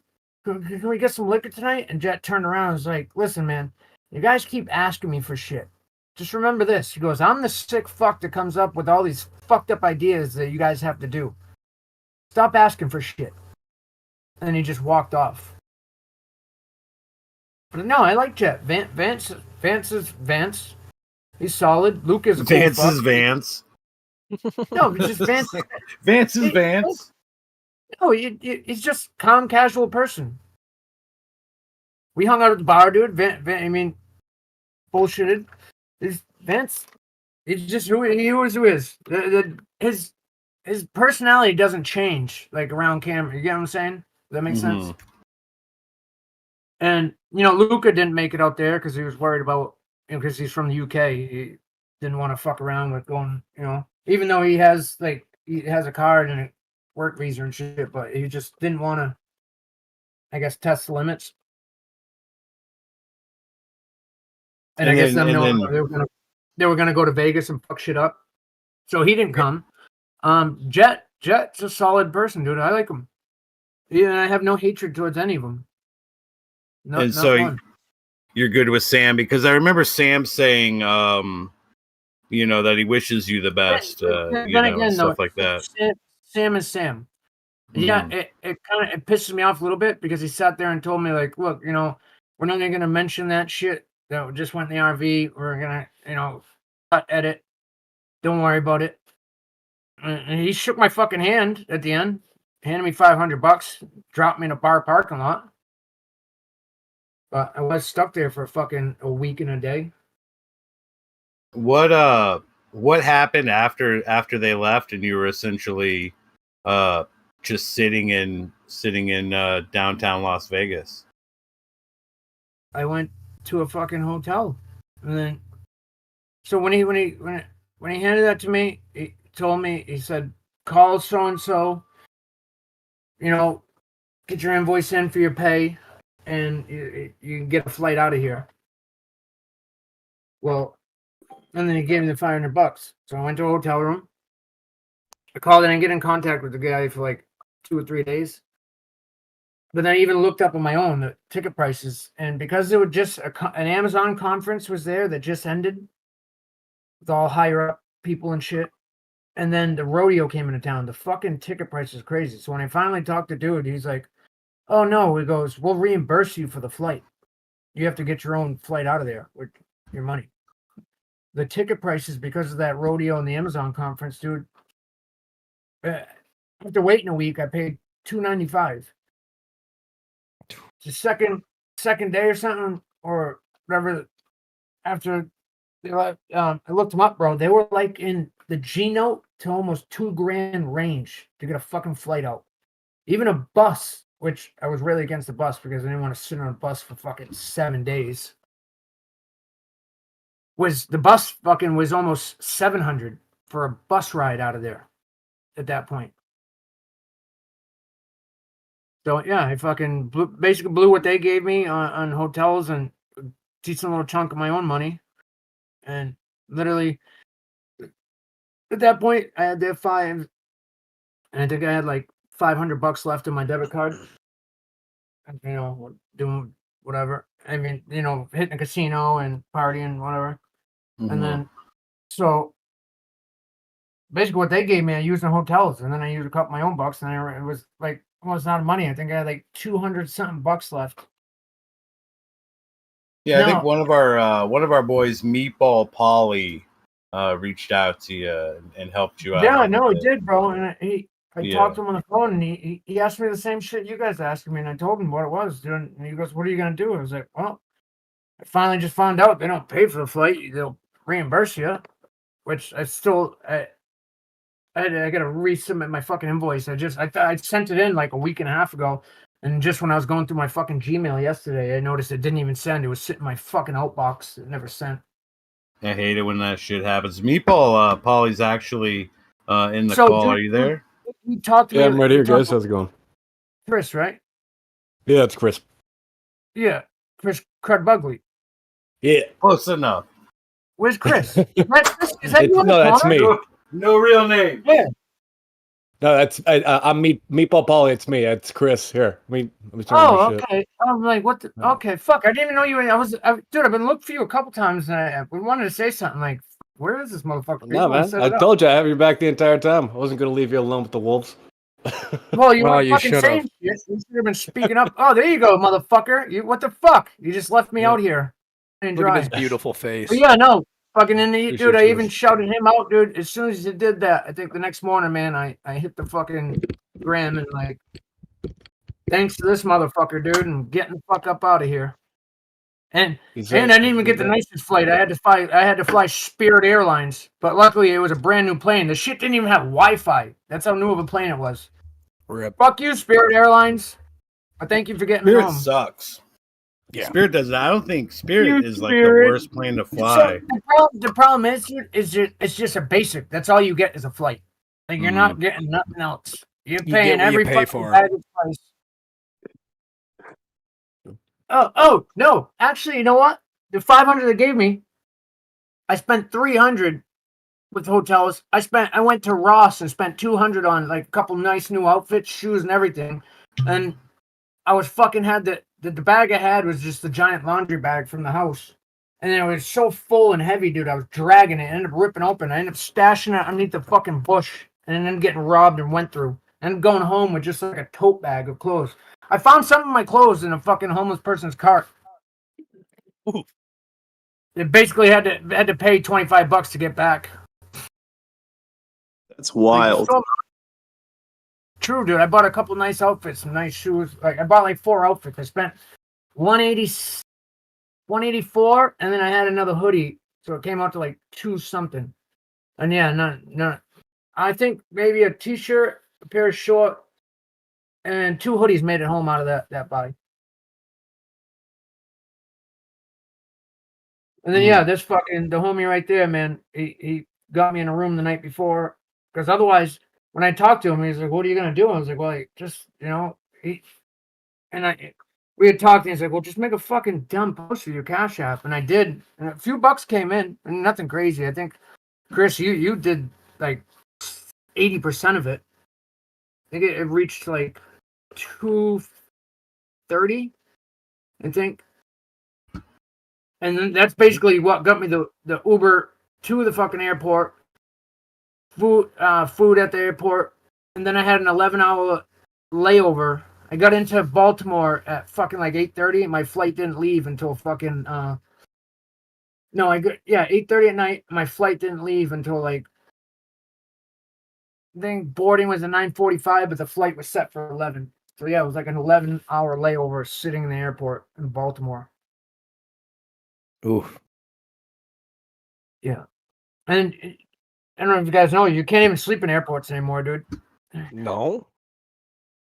You can kind of like doze off, but if like there was people like crash out on the floor too, and they even came over like security to wake you up. And I'd seen like 3 or 4 people get kicked out because they were just passed out on the floor. They come over, wake you up, and then as soon as they walk away, a person just lays back, and then they came back and listen, if you're gonna sleep, well, I'm on a layover. Well, you can't sleep here in the airport. What am I gonna do? You have to go get a hotel. Motherfuckers had to Uber out of there, stay at a hotel, and come back. Well, they probably get a lot of homeless people that go in there and they try do to this sleep shit like in stuff, NYC. If you've been to like the bus station, the Port Authority, like the homeless people go in there, buy like a $2 ticket to the next New Jersey bus station, and then just sleep downstairs. They do the same shit to you there. You can't fall asleep, dude. They kick you, wake you up, and if they catch you again, you get like basically almost 2 strikes. The third one, that's when they bounce you. Yeah. So what do you got? What do you got down the pipes? What do you got playing? What are you going to be doing? What's 2025 got for Jeff? I'm hoping when I get a bunch of snow, because I get $25 an hour to shovel. Been working with the same guy for fucking 5 years. My other boss, we got a little fucking thing with a pool job we got to do, but being winter's hard, but we're gonna just rough it out. Mm. So I don't know. Maybe just go back to pools, or like even Chris is pushing me, just keep kind of slugging some of these interviews and get my shit out there. And maybe try to monetize my Instagram, but you can't monetize an Instagram unless you have 10,000 followers. But literally, my Instagram, I didn't even use, bro. Mm-hmm. I had 350 followers, and just in this last like 2 weeks, it's up to like 3K. So nice shit. Random people just keep adding me. I mean, if you want, like we can plug your Cash App. Let people know if there's anybody out there that wants to, I guess, donate to Jeff. We can do that. We did it on the last one, and I think I ended up getting like $5 and $5. Yeah, that's usually how it works. But it is what it is. I mean, if somebody wants to send a fucking dollar, man, or even tell them fucking, if you want to add it in. If they want to donate, then give my socials, and dude, I'll call the motherfucker and personally thank them and shit. Even somebody said get a fucking Cameo. Like, I feel like Cameo is just. I mean, Cameo is a good way to make money. You can set them at a relatively low price. Level. You gotta be $20. Nah, man, you don't have. Everybody's got a Cameo, and then literally people will be like, they'll give you $15 and they'll say, hey, tell my husband that he's he's a retard. Yeah. And then you'll turn on the camera and you'll be like, hey, it's Jeff, motherfucker. You're a retard. It ain't funny. It's funny till it ain't funny anymore. And then but it's just not true. I feel like, if anybody did want to donate and just actually send, if you do throw it out there, add a note, like, you guys want personalized TTS? I'll fucking call you right after you donate to me, dude. Like I said, I called Clyde and bullshit on the phone with him. Just because he was a fan. And that shit goes straight to the source.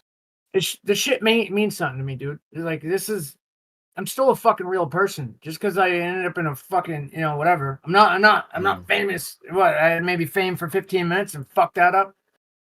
Yeah, Clyde is he's a loved member of this server. Everybody here really likes him. And it meant something to me, dude. That's why I called and bullshitted with him on the phone. Tried to get him to come play some video games, but he had to go to bed, so. And so I one of the things that you fucked Clyde up. had been asking me, one of the things Clyde had asked me to ask you, and if I don't ask you, he's going to crash out. We all crash out, dude. He wants you. I mean, I don't know if you can crash out better than Kawan. He did a pretty good crash out. You haven't seen a Clyde crash out yet. Yeah, Clyde crash out. He one of the things, hammers, Jeff, and he threatens you. One of the things, and we love Clyde, but one of the things that he sent me a message this morning, and it says, hold on, it says, we all have a saying here in the server. A lot of the people repeat it. It is basically, I will kill myself for fag. I would kill myself for fag. And Clyde was very adamant that I asked you if you would say that. The server, essentially. I will kill myself for fag. And that's what fag is the server. Yeah, the server is an alternative group chat. Yeah. Like I don't kill myself for fag. I'm still not getting the server name. I'll break it down for you. So the server is called Fishtank Alternative Group Chat. Yeah. So there's a saying that people use here. It's like an inside joke. I would kill myself for fag. Somebody said it, and we thought it was funny. Down with the group. Like pledge loyalty. Essentially, right? Join our cult. Basically saying I'm a fucking team member. I'm ride or die, right? Yeah, essentially, yeah. You're going down with the ship, fucking. If it makes it, it makes it. If not, we're riding it all the way into a fucking tidal wave. Yeah, and there's multiple that have said it, and then there's a beautiful sound clip that we'll play for you after the interview of Clyde saying it as well.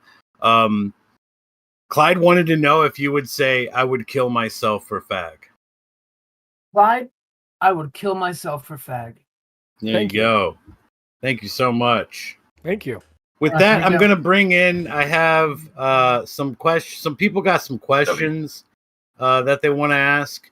So I'm gonna bring in a couple people with some questions. They can still send me cash app. Well, I'm not dirt poor, but send your cash app. I'm maybe 3 weeks. No, if I don't go back and do something fucking the next month, I'm fucking a month away from being homeless. But still not homeless. Go to the fish announcements and post your cash app. If you want to send me your cash app, I'll post it in there for you. That way you can focus on the rest of the interview. Yep. But yeah, so even add that though to I feel like, and there has been a lot of love, dude, that people hit me up, and I'm like, yeah, well, sorry, I disappointed you. And they're like, no, man, you're a fucking living legend. Like, even one person, because I was like, yeah, well, sorry, I fucked up, Sometimes they're like, no, man, you turned that RV into something that would have been weird and just unwatchable. Not even just that. I'd say that you didn't fuck it up because do you have any questions now for, we've got Jeff Excelsius? Say that again. Do you have any questions for Jeff? Do I have any questions? Nothing's off the table. So, no, keep going with what you were saying. I do. I'll think. Nice. I'm gonna start pulling in people for questions. I think Dope Boy has a question. What is it? What? There's a person in our server called Dope Boy. I'm gonna bring him. Oh! I thought you said Joe Boy. That's Dope Boy. It's cool. It's cool as shit. Yeah, that's the fucking homie with the fucking towel on his head. That's how much I sweat. I gotta wear a fucking towel under my hat in the summertime. I don't sweat from my armpits or anything, but my forehead just pours sweat like a fucking. Yeah. I mean, it ain't hot. It ain't hot where a Dope Boy's at. He's just always sweating. Well, it ain't hot right now here. Hey, Jeff, I got a couple questions for you though. Would you hop on a song? You seem like you're from the streets. Would you hop on a rap song with me and Will Skits popping off? I grew up around rap music, dog. My cousin, his rap name is Stax. So he grew up right here around Boston, Quincy. And this is a true fact. You know who his producer was that he started working with him when he was in a basement? Who? His name is Louis Bell. He now produces all the shit for Post Malone, Halsey, and is now a Grammy Award winning producer. Damn. I remember when my cousin and him was sleeping on couches in LA trying to check out BMG Music and Sony and shit. But unfortunately, my cousin went back to selling drugs and ended up doing 4 years. While Louis Bell went and fucked with Posty and became rich and famous. Has anybody in this interview asked about your charge where you were selling fentanyl? Has that been talked about? That has been asked. Okay. Then I got another question for you. And that one I didn't. And this is fucked up, and she already knows. Well, I'm not putting her name out there, but my ex-girlfriend took that hit. It was. Hey, funny enough, I just beat. It was 10 grams of fentanyl sold to an undercover state police officer over 5 different times, and she ended up taking the hit for me. Because if I took the hit, I was gone, dude. I would have came out when I was maybe 50 fucking years old. Tell me about it. I was just facing a similar charge. I just beat it, but I was facing 8 to 15. Listen, buddy, my first charge ever in life was a double armed robbery. Some motherfuckers. I was 17 years old, 17 and a half. They tried to rob me. I pistol with the fucking kid. And I took his wallet and his hat, and they charged me. He ratted, but he didn't tell the whole story. My second charge ever in life, I was 19 years old, was attempted murder, assault with intent to murder, a double assault and battery, and a gun charge. I beat that, got it dismissed. I did 90 days. They wanted me to sign for 5 to 10. Depending on the judge. I beat it at trial, but my mother actually died while I was in jail. I had to go to her funeral in a green jumpsuit and fucking handcuffs. Hey, at least you got to go. I know some people that was locked up when their folks died, and they wasn't even able to go. She hired my lawyer. Yeah. When I was like, I had a decent lawyer. It was a public defender, and I could have just even rolled with him. which I ended up finding out later. That the public defender was actually, now they give them pro bono cases and they take them sometimes, was actually like a 5-star lawyer too. So I could have rocked with him. My mother hired, who was actually my cousin's lawyer. He ended up being the ex-district attorney for the county, for Bristol County, Massachusetts. He did some backdoor deal shit, bro, and I didn't do more than 90 days on attempted murder, assault and attempted murder. And they had the fucking, I stabbed the kid 4 times because they pulled the gun on me. Stabbed him 4 times, his brother once. Kid almost lost his leg because I hit him twice in the main carotid artery in his leg. I missed it. I got him right here, missed his heart, and then I missed his kidney. Then I stabbed his brother in the leg. Hell yeah. Kids had the gun, they tried to press the gun on me, but it got fingerprinted and shit. My fingerprints were never on it. Oh shit. Would you it. be willing to hop on a track with us? I think we're gonna try and make an album with all the different Fishtank members that want to hop on tracks. Because there's a large Wigger community, a Wigger with a W, by the way. I ain't say that word on YouTube, but there's a large Wigger community. Yeah, Wigger, my bad. But no, but yeah, yeah, you can say my nigga. You just can't say real shit. But yeah, I was wondering if you would dude just sent me to. I'm trying to find it right now, dude. Dude sent me a clip from Lesson, dude. They remixed my saying into the part of a song. I'm trying to fucking find it, see if I could play it for you. Yeah, bro. He told me to check my shit. He said, if "Yo, you use your get voice to work, bro, I can send you a beat or whatever, and we can make a. Not really good for a whole 16. I'm decent for a chorus, though. Bag up grams, bang hammers. Guess what? But now all I want to do is get paid off the lyrical grammar. Ooh, that's some okay. That's some heat, my stacking them bars. But I lose it. I lose legendary. It I can maybe make good 8, but I lose it after good 8. Nah, you chilling. We're trying to make a Fishtank alternative group chat album with a lot of the Fishtank members if they're down. I think Shoddy. We've been trying to get Shoddy from this thing. Say what? Here's my voice's intros like, "Good morning, motherfuckers."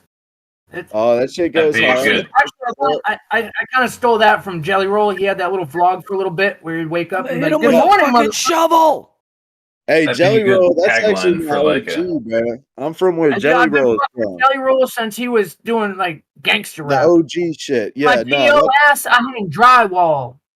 That'd be a good intro for a song. PO ass, I hang drywall. Real shit. That's some Cashville shit, bro. That's where I'm from. Nashville, Tennessee. Yeah, Antioch. Hold it down, bro. Yo, what do you know? Jelly Roll. I knew him back in the day. He's like my OG, bro. Strug a real gangster. Hell yeah, you know Haystack? You know Haystack?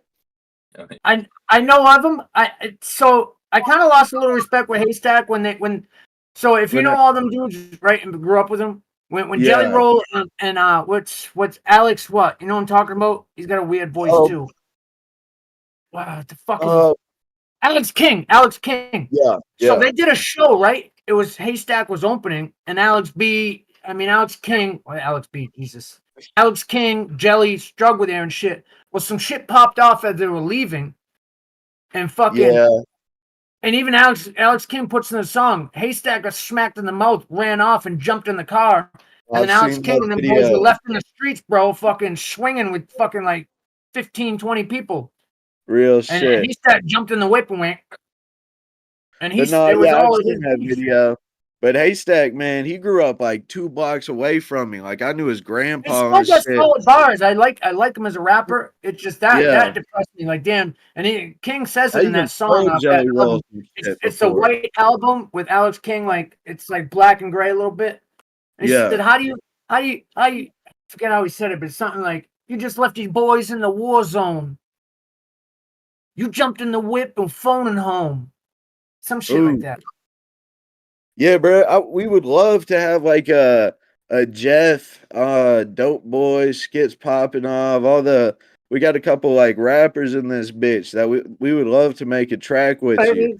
like a Fishtank alternative group chat exclusive. Actually, I went there last night too. Is why I went out. When his mother bought his daughter like this white Victorian looking vanity for Christmas, and was just like, "Here, I got her a vanity." So I do side work for the dude. I literally met him off Craigslist too, but he's a good homie. He's a battle rapper too, bro. Yo, the kid's got fucking bars. Shit. Oh, he calls himself Cobra City. He used to battle rap up around here. He's fucking. Damn. That battle rap shit, man. He should get back. Oh, here it is. Look, I found it. It said, Jeff, check out the song I made about the show. Oh, a Fishtank song your homeboy made on the show. Can you drop that? Can you drop that in the chat and we could save it? Let me see.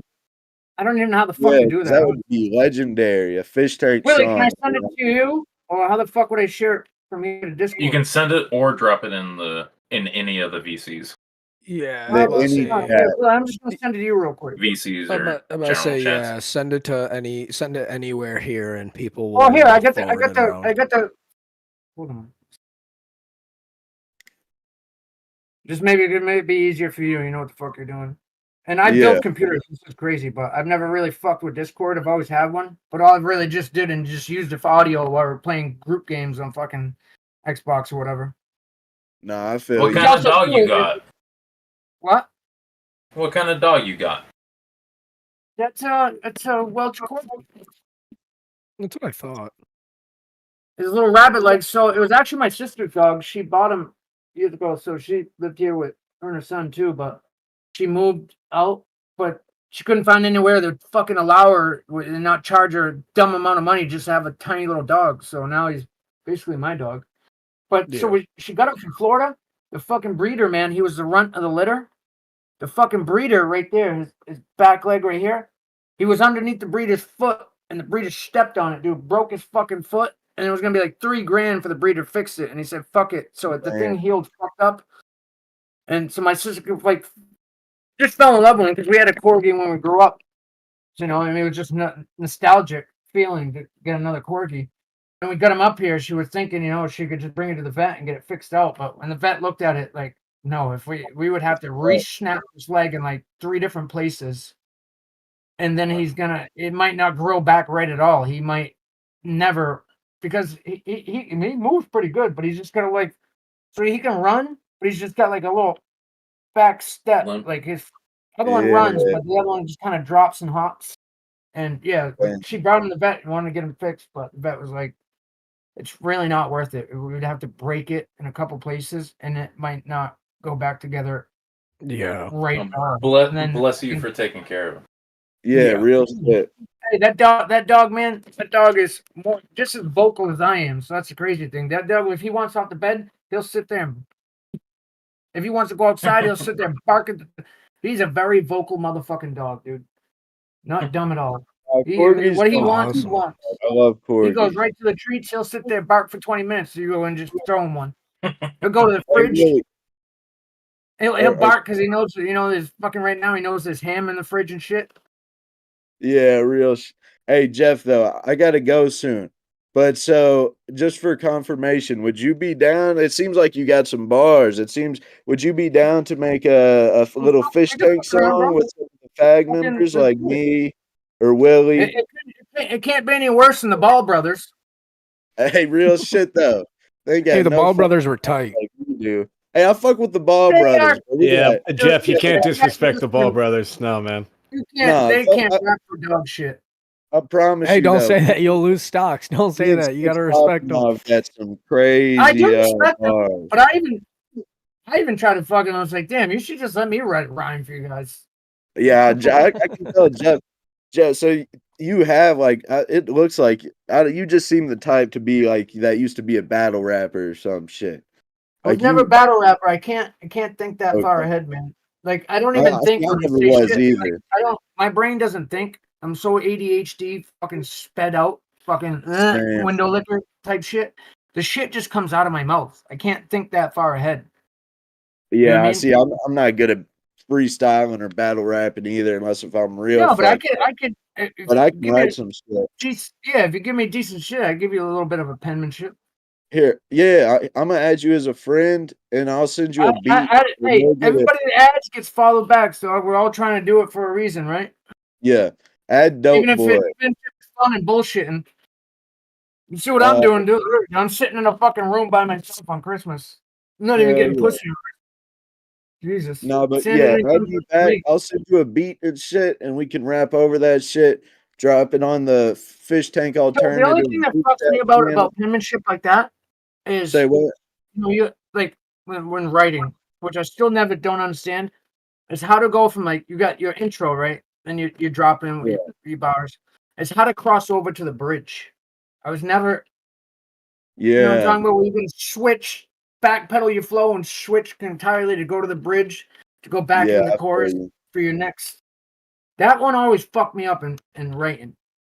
Hey man, sometimes the best songs that know that. I don't understand it all the way, but if you make music, you know what I'm talking about. When you trying to get that whole fucking style, that transfer.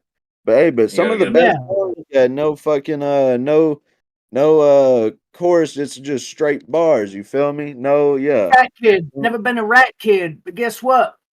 Oh fuck, see? I can't think that far. It's all right. It's all right. You build it up. You build it up. I can't freestyle either. But add me as a friend. I'll send you a beat. Me and Willie, bro. We finna hop on the track. Never been a rat kid, but guess what? I can still kind of rap, kid. Oh shit! But all right, I gotta go. But it was nice talking to you, Jeff. Give me a little bit more vodka. I'm sure these other people want to interview you. But it was good. Yeah, I just had to Willie. Fucking, I haven't even watched this yet, too. He said he used my fucking. Yeah, and I'm glad that we finna make a song, bruh. Shit, yo, we should fuck with this guy. It's actually good. Did he send it to you? Willie has not sent me your friend's song yet about the fish tank. I don't know him. It's just somebody who just did it. Was in the last interview. It's not my friend. Okay. Send it to Dope Boy. Send it to Dope Boy if you can. Well, it's on my phone, so I'm trying to. Yeah. You can send it over to me. Send it over to me. I'll post into the Discord for you. Yeah, or any channel you can do. Send it to my Insta. Who's that? Meatball? Yeah. You could post it in any chat. Just tell me what chat it is, and we could maybe roll from there. You could. The fucking dude. I didn't even listen to it. He told me to check my DM. He goes, "I use your voice in the song," and it got buried, dude. Sometimes like people send me shit, and then I just ADHD, and I don't check, and then the next thing I know, there's like a page of messages that I just don't even want to go through. Look at I'm sure. It's just like a page of shit that I haven't even been through. Like, yeah, no, for sure. I can only imagine. No, some of it's gross. Some of it's kind of funny. Like, I don't hate them for trying to troll the fuck out of me. Some of it's a little gross. And actually, I don't even take the hate like that. There's only been one fucking person I blocked that he was just such a cunt about the shit he was saying. I'm like, yeah, dude, bye-bye. All the rest of it, I take the fucking trolls. I take the love, the hate, the trolls, everything.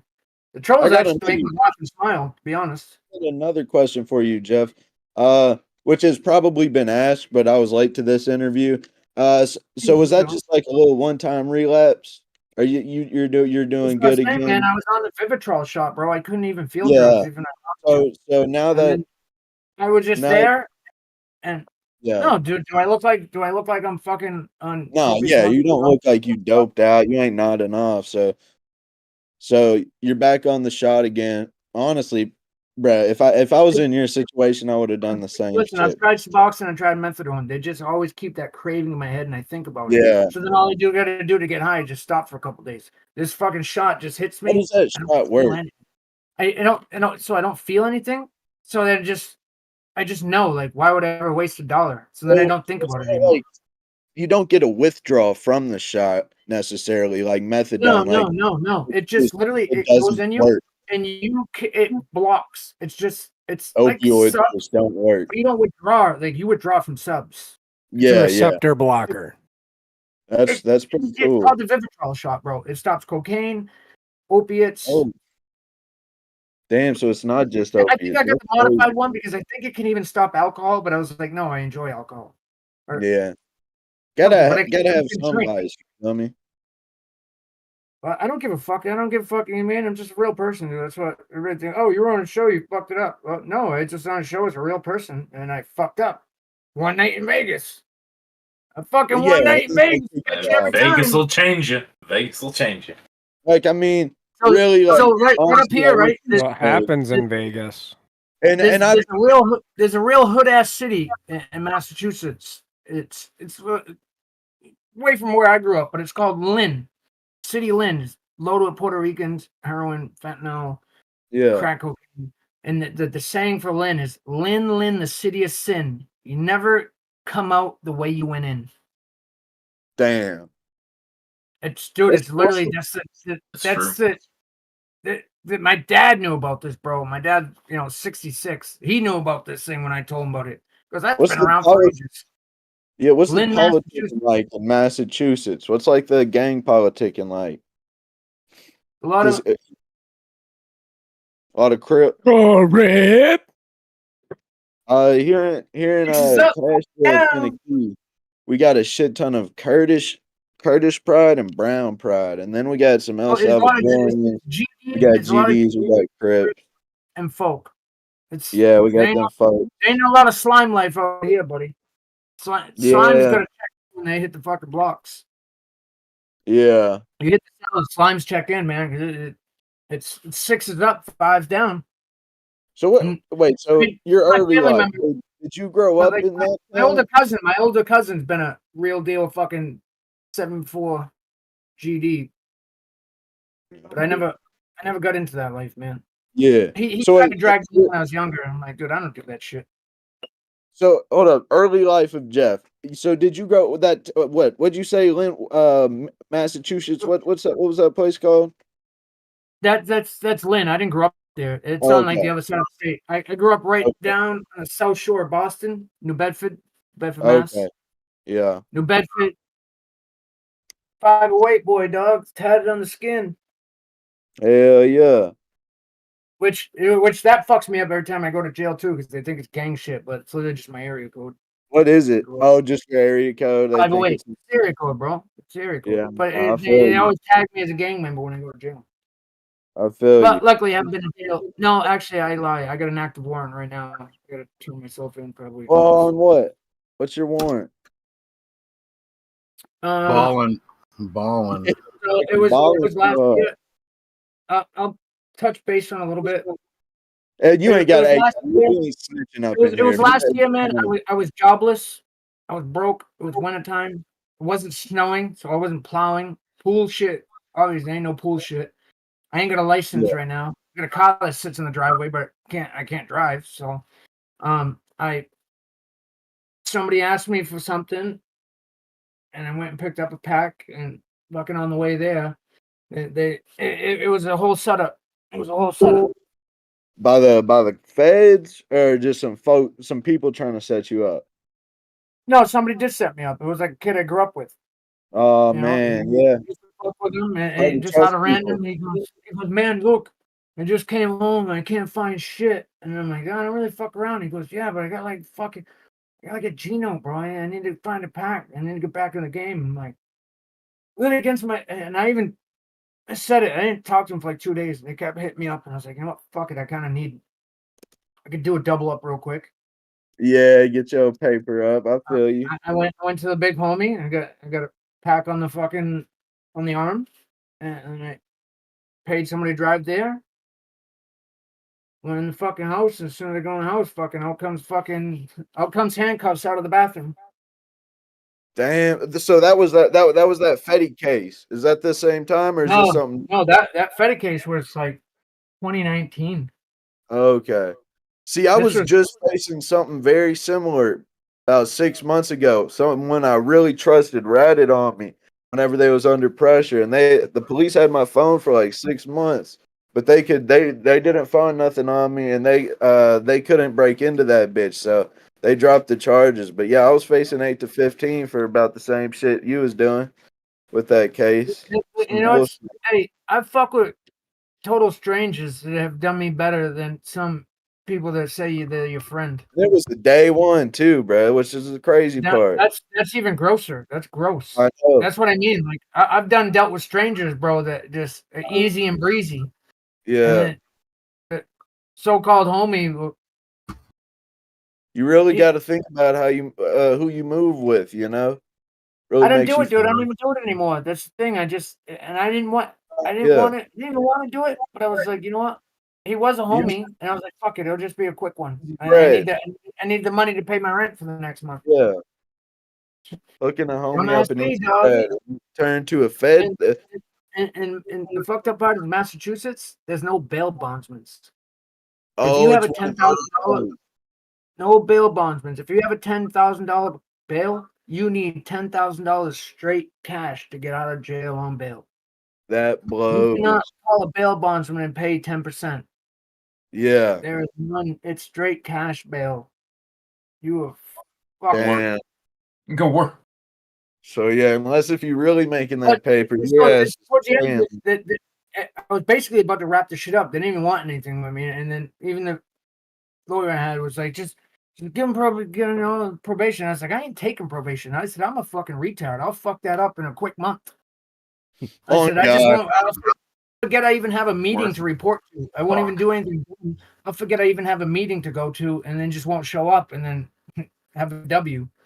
So it's probation is just probation. That's just some shit they try to get you. Like probation. Fuck. It's a setup, dude. So anyway, the kid. Luckily, I kept just trying to continue, and luckily I did that shit because then the kid got wrapped up with something else, and he was dealing and ratting at the same time, so they jammed him up. So anything he said against me is now inusable.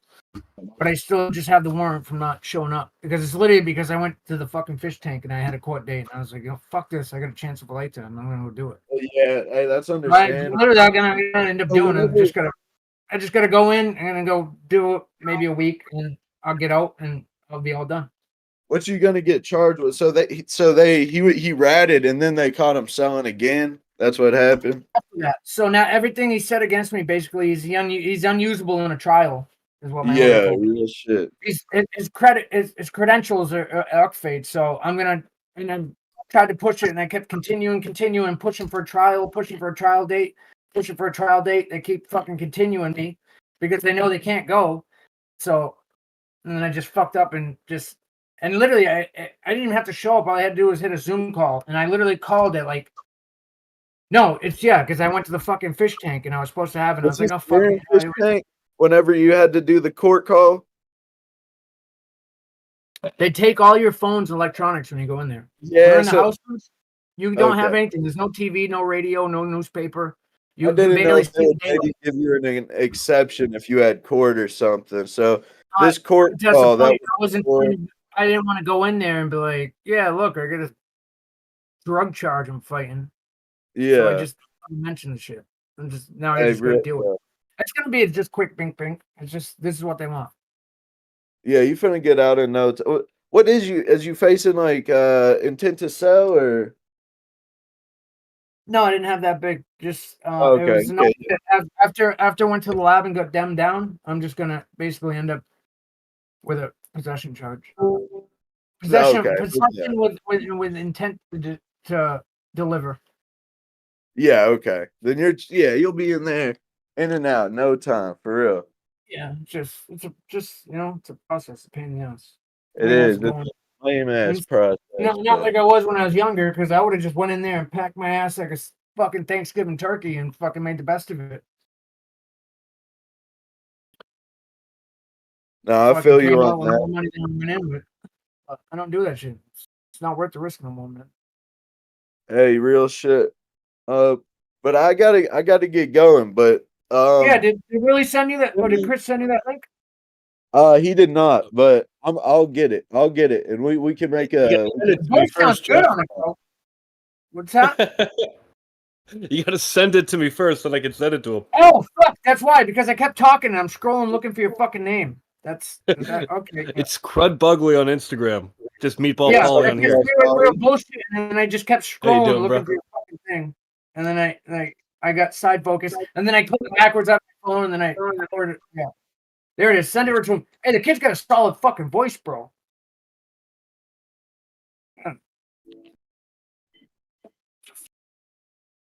So this is deep in the trenches, shocks all around. Close my eyes for a second. Gotta stay. No weed. That's some pressure.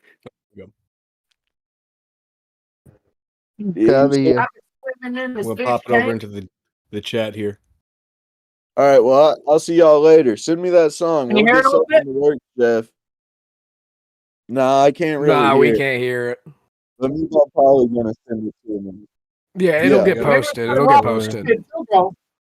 And we'll try and get a verse out of you if you want to write a verse. Yo, Clyde, my boy. Clyde, where's he at? All right, I got it. I'll stay safe. Cam up, Clyde. Oh my God! Hi, Clyde. Man, wait, look at my guy. My guy puts shades on. Okay, Clyde, guess what? I got him to say it, Clyde. Yeah. Oh, Clyde, look, put the shades on, dog. Hit him with the diddy bop. Shit, my name Clyde. Looking. Oh, he hit the chin check. Shade gang. Oh yeah, ain't nobody got Riz like Clyde got Riz. Oh, Clyde, you looking good, baby. Clyde gets more bitches than you have. Put those shades back down. Put those shades back down. Listen. Clyde has to turn down pussy. Yeah, I just got home, by the way. They told me to get in here. Yeah, glad to see you. We're glad to have you in here, Clyde. It's always a fun time when you show up. Fortnite the other night, but when you couldn't, the squad I played with, I shouted them out, but I made sure I mentioned you because we want to get you for the next time, all right? Yeah, and you also got people that want. Guess what? Download Fortnite, man. Because as soon as this ends, that's what I'm sweating. That's what I'm jumping on. Hey, guess what? Man. You also got people that want to play with you. That's in this Discord server. Buddy, I talked to them. The list of people that want to play with me goes like this. No, I swear to God, I don't even know who the fuck That's a big W, Jeff. Hey, that's a big W. That's a big W, right? Hey, Hey, Jeff, what's up? you got surprised, by the way. That's in here, Joob. There's Joob. Hey guys. Return of the Joob. Oh, hey, Joob zoomed in. My brother. Joob's my brother from another mother. True that. Jeff, that's why I hated you. That's why I hated you so much. Jeff, did you know that one of Joob's favorite pastimes is jumping on VR and bullying furries in VR chat? It's one of his favorite pastimes. How do you feel about that? I thought you were going to say jumping on VR and watching Pornhub. Yeah, he does that too, yeah. Did you mean to block me? Oh my God. Nah, he pushes off. Dude, he pushes off all the pussy. You're never gonna get away from that. that. Baby. It's a soundboard now. Yeah, like you're stuck. Yeah, you're stuck. So when I saw the Mizzy interview and he said, "I fucking hate that guy, Jeff," I was gonna be a total cunt to you, and I went out and bought your jacket. Oh, you did? Oh, you got the utility jacket? Hell yeah, bro. Hell yeah. And so you don't know about this, but I was literally gonna climb out of a dumpster and have my boy film it and go by like, dude, I think I just saw Joob from Fishtank. Damn, he's doing bad as fuck. That's fire. Dude, that would have been fucking phenomenal. You kind of redeem yourself. Still do it. You kind of redeem yourself. Still do it. No, still do it. Still do it. It's funny as fuck, dude. Is that a utility jacket? What is that?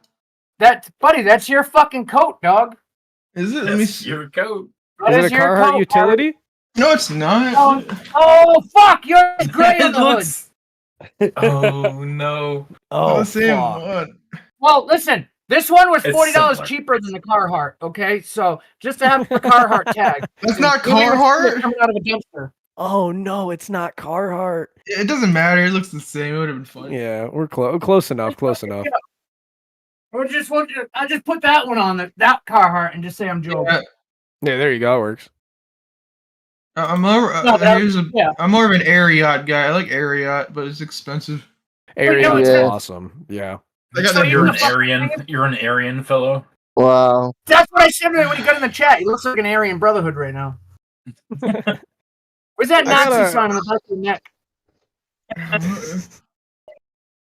Can anybody impose the fucking the Nazi symbol on the side of Joob's neck? Just give me that picture. Oh, we'll get one. Don't worry. Oh my God, Joob, you do look like a whole fucking. Jesus. I promise. I promise we will get you that picture. There's a whole Joob Nazi edit coming soon. Yeah. You will be the first person that it gets sent to. We promise. Yeah. I wanted to ask you a question regarding a YouTube video that we found. Give him a second. Give him a second. Yep.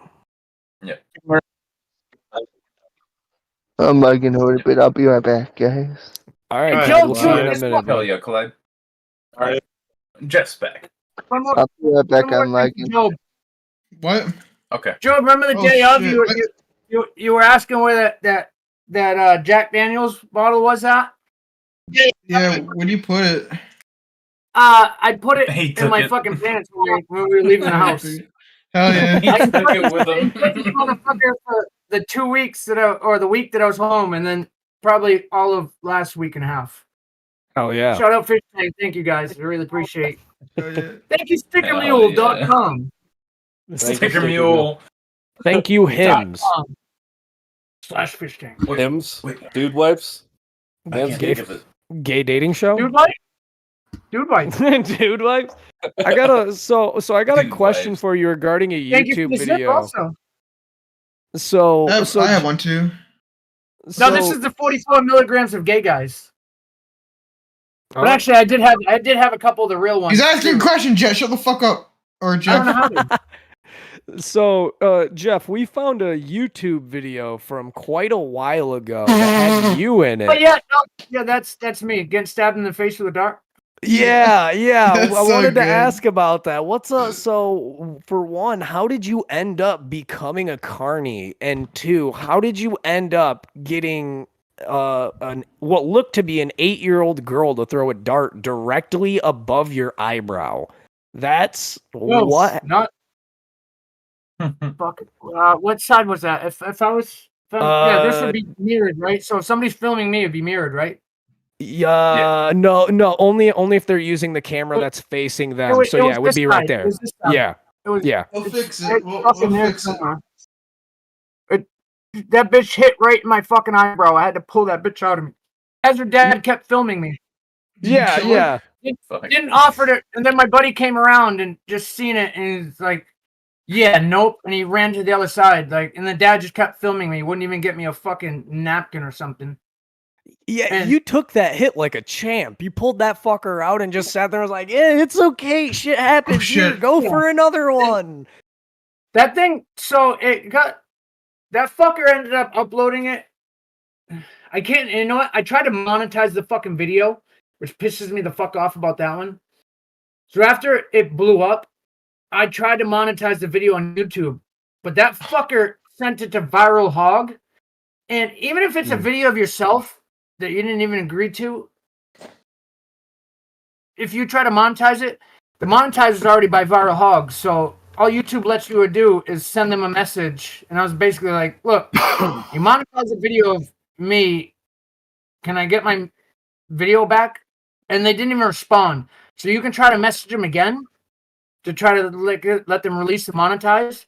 But if they don't or anything, you can actually lose all even ability to view the video. And then it blew up on fucking Lied Bible UK. If you look at it now, it says 1+ million views. That thing had 1+ million views fucking 10 years ago when it came out. So that counter's not right whatsoever. Can we just get a fuck Viral Hog in chat real quick? Just because fuck Viral Hog. Fuck Viral Hog. Yeah, fuck Viral Hog. For real. All they do is what? They offer fucking bucks per video. That's what they do. They let people send them videos, pay them $50 or $100, and then they monetize the shit and just blast the fuck out of it. Yeah. So I got another one, kind of running back to Frank. So you were mentioning a lot of the things that Frank did to you. Frank here. Oh, do you have Frank on Discord? We could probably. I'm about to say we could probably maybe. I can't promise anything. I'm friends with Frank on Discord. Well, let's say Skeletor. Try to see if you can. Got you. Hey,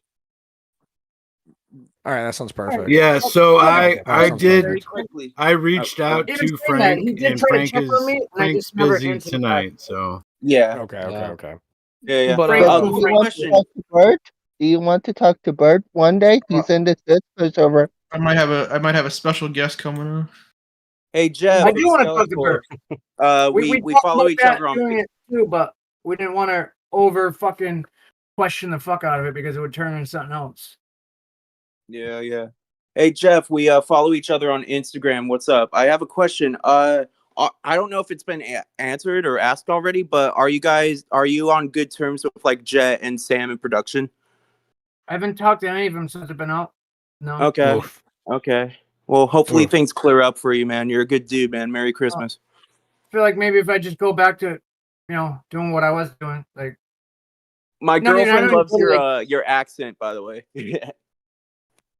Oh, never mind. That'd be like 3 hours. He's driving around. But there are plenty of things you could do. Yeah, on there's the plenty internet. of things. Yeah, plenty. Well, and anybody wants to jump in and help me figure it out, fucking your name gets 10%. Put a hat on, Jeff. You look better with a hat on. Put a hat there's on. quite a few people that'd jump at the opportunity to help. Don't be mad at the fucking Snooky Poof. There's quite a few people that I'm willing to guarantee Jeff, would be you look willing nice, to help Job. you. So, Yeah, you look good. but What'd you say? No, I'm gonna get more drink. he was telling Job that you You look look nice. nice, Job. Me Yeah, and he Job looks. knows each other. He looks sexy and awesome. Whatever the fuck. I love you. Me Job. knows, yeah. Me and Job knows each other because Job hangs out in the Discord all the time with other Fishtank members all the time. Yeah. Well, I still was able to pull a pair of panties in Vegas even after I get kicked off the show. So Hell yeah. Oh yeah. So the original Got question my was, Hold on, I'll show you guys. No. Christ. Oh, these Yeah, no, show us. Do a show. Nice us. panties. Oh, nice Vegas panties. Those I are from like that Vegas, they're. and then this pair, where the fuck? Up here is from right when I get off Fishtank. I like that they are. I like that And they are those Alex B's unironically. shoes. Alex B's shoes with the zip. That's from the house. From a whole cunt, Hey, Bro, Karaz. That's a fucking sick wall right there. Bates, man. Raz Bates. Raz, hold it down. Have you been asked about Alex B yet? I was Alex B getting to in that. the last interview we did. He jumped in, but then he took over because he's Alex. But yeah, he's been crazy lately going after Frank Castle. And John. Yeah. The John shit. I enacted a notifications on Alex's shit too. The John shit is who the fuck is John? He's no one. He's just rage baiting Alex B, and he's getting exactly what he wants out of Alex B. And Alex B doesn't realize it. Into it, right? John's a So season Alex one B, fish. Too. He is that who it is? Yeah, John's a season one fish. Yeah. John is a season 1 fish, and Alex B goes after fish tank people. Yeah, so the last interview I did was with a dude named Cole and Donnie Fish on Twitter. And that's how Alex B got in there. But then apparently Alex B and Cole have some other shit in the mix that they're supposed to release. But Alex was kind of making it seem like it's a bunch of like conspiracy shit. It is. Is it Cole from do you know season 2? Because there was a Cole Yeah. from season 2. That was said. It's not. No, it is. It's kind of is. Oh, because okay. he's live right now. Alex just went live on Twitch. Interesting. Yeah. So I wanted to. I just got the notification because I'm a subscriber to him. So hold on, another thing. Does anybody on Instagram, a guy named Matt Cohen, anybody know who he is? He's been hitting me up with crazy messages. He says he's Alex B's cousin, and he was on there. Fucking Sam got him and his dad sick with COVID. He found Don't trust fucking, that. That's a lie. That's not. Don't trust that's that. A lie. Don't trust that. We don't know him. Don't that's listen a lie. to that. Don't listen to that motherfucker. Yeah, don't listen to him. Dude, I mean, it's got to be almost 60 messages. I haven't replied in the last since we've been on here. Just don't reply. Crazy person. Yep. Don't He's reply. trying to make you. He's trying to make you get off the internet, and get off the interview. Yeah, that's exactly what it is. So If I'm I curious. get doxxed, I'm gonna go back to living my regular life. So hell yeah. So I was curious. I got a question for you. Are there's- you homeless, there's by the another way? There's another video out there you guys can find too of me fat as fuck on George Lopez Tonight from March 9th, 2010. Yo, I got a question for you. Of course you do. Are you homeless? No, I'm sitting in a Because when you got a fish tank, no, He's in his house. He's in his house right now, Clyde. no. I have Listen guinea to me. I have guinea pigs. Listen, Clyde, man. no. Never Listen been to me. homeless. When I you mean, I were, have been when you homeless. got, I'm listening. I'm listening. Hey, listen to me. When you got the fish tank, Sam High said that you were homeless. By the way, he found you from a place. That's what he said. That was a joke, bro. Because that's another thing that makes me feel like they just Googled my info and So they lied. So they Yeah, lied. bro. They Wow, Ubered me what a from my freaking house. bullshit. They Ubered me from my house. And actually, I blew them off for 2 days because I wasn't going there fucking without packing clothes and showering and washing my nuts. Good job. Good job. I'm proud of you. Well, you don't want to We're smell all like proud of you. You don't want to smell like Luke, you know? Yeah. Fuck the Luke. We're trying to get him in the interview, but he won't join. Well, we don't know how to. Some people are busy, Clyde, and you can't get everybody right away. And I'll put that out there. Luke's a fucking half a weirdo. I've been watching, so I have notifications on for his shit too. And some of the fucking videos, he seems so awkward just going on video. I don't know. Maybe it's just me. Yeah, I know Banks likes you, by the way. Yeah. I talk to her all the time. In the house, they asked who was my fuck. We did fuck, marry, kill, and Binks was my kill, Peyton was my marry, and Mizzy was my fuck. And I even said that to her. Actually, Joob is the one that ratted me out when we were talking in the kitchen. I was like, "Yeah." He goes, "Where about Mizzy?" I was like, "Yeah, I'd fuck her." I remember. I was watching it. I was watching it. You were my favorite house cat. You were my you were kind of my favorite person on Fishtank. I was excited when you got on Fishtank, by the way. In all realness, though, too, Mizzy is a very beautiful girl. Good luck when she interviews you. I think about her when I sleep at night. Me too. So do I. Dude, hey, we're twins. Hey, them outfits and them butt cheeks. Oh, Life is my Mizzy. God. Life can sure be Mizzy in my pants. So actually, me and Mizzy got something too, because I was gonna, like I said, I'd put her on the back end, but I think that's gonna happen either tomorrow. I would or the day also after. put her on the back end. Aha! Yeah, well, I want to do shit. I don't think even you like can. this one, like, That's not what I mean, do it Jeff. for the real thing, because I know Jeff, I'm just if walking you- into a trap with her. She's gonna cut and edit the fuck out of it to her liking. Yeah, let her know. Let her I know did how tell- I did tell her cool last night we there are was no- over here, though. If you can, let her know just how cool we are. Well, Because so she's like hard. I said, She's so hard to get a hold of, you know. Yeah. I video messaged her last night. She was at home with her brother Scott and shit. They were drinking a little bit. Even Scott's good to says I deserve a dub. So I wanted to ask a little bit more about Frank, going back to the question I was asking earlier. You mentioned a lot of the things that he was doing to hassle you and shit, but one of the few things that you didn't mention that I think played the biggest part in his hassling of you was when you would let him smack the fucking shit out of you. There was one time in the kitchen where he smacked you so hard It was for a cigarette. that yeah, And then he broke the cigarette and threw it on the ground. It looked like you almost got concussed from how hard he slapped you. You were dizzy. No, you ended up so puking in the problem, sink.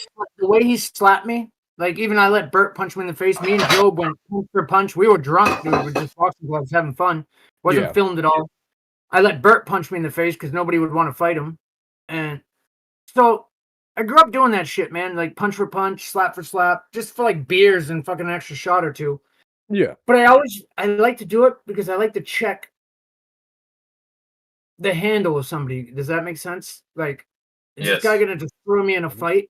I want to see if he's heavy-handed. Is he soft-handed? Like Bert You're has sizing no him up. and swinging on anybody. It took him 3 punches to get a square shot in my forehead. But when Frank slapped me that night, he has a big hand, dude. So he cut the fuck out of my ear, and that's what fucked me up, man. He soundboxed the shit out of me. Oof. The fucking eardrum. You ever got that like slapped in the ear and then just like, oh. So that's what he did. And then he took the cigarette off his ear and went to give it to me and went and threw it on the floor. I was like, you are a real fucking cunt, dude. Yeah. And so I love that word. Best word ever, cunt. I also love the word cunt. It's a great word. It's a beautiful word. The Aussies made a beautiful word. It's very represent the V cunt. Yeah, gotta represent the V cunt. But another V cunt is a dumb little I'm back, neighbors. Is the dumb little group we have in the Discord, the voice chat United Triad. Just a dumb little group. Oh god, you guys have a V cunt. yeah, that's what the spinning logo is at the bottom of my screen is the V cunt logo. Another question. So another question I had, and this is something that I've read in chat a lot, is you talked about in the RV and at the house once or twice, Bert's big black dragon. Could you clarify what Bert's black dragon is?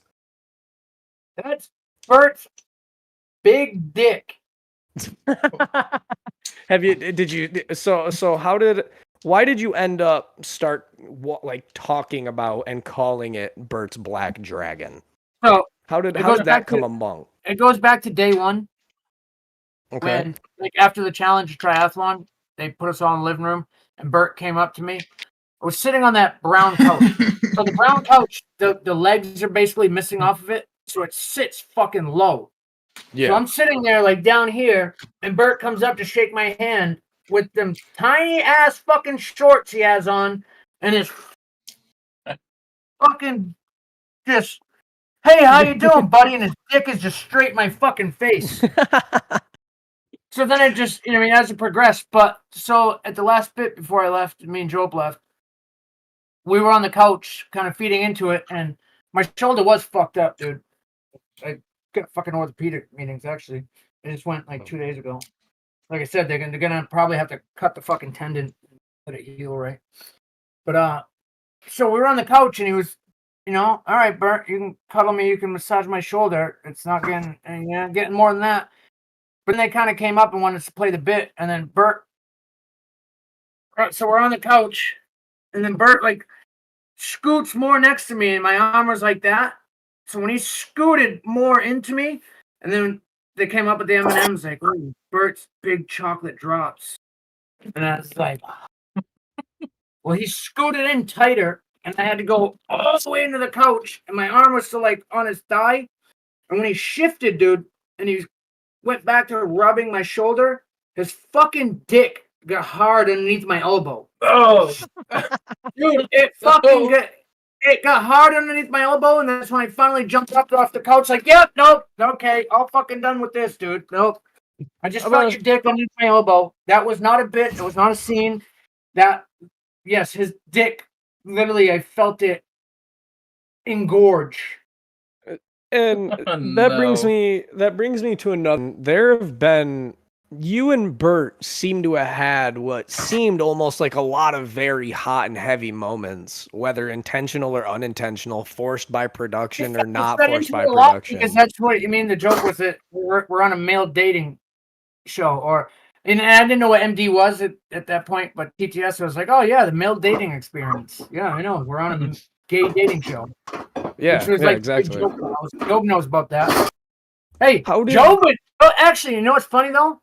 Joob was higher on Bert's fuck list than I was.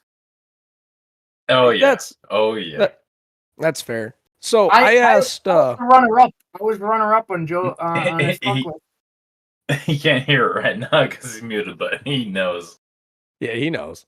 So I asked Connor this in the last interview we had, and I forgot to ask Ted. Why don't we get drunk and want to wrestle everybody? Always, yeah. How did you feel? Even the prisoner experiment, dude, when he was calling that dude out, he's like, yeah, just come in here. Take your shoes off and we'll wrestle. If I beat you, you get the fuck out now. And dude was like, what? You want me to come in here and take my shoes off and then wrestle you? And you're just a big flex.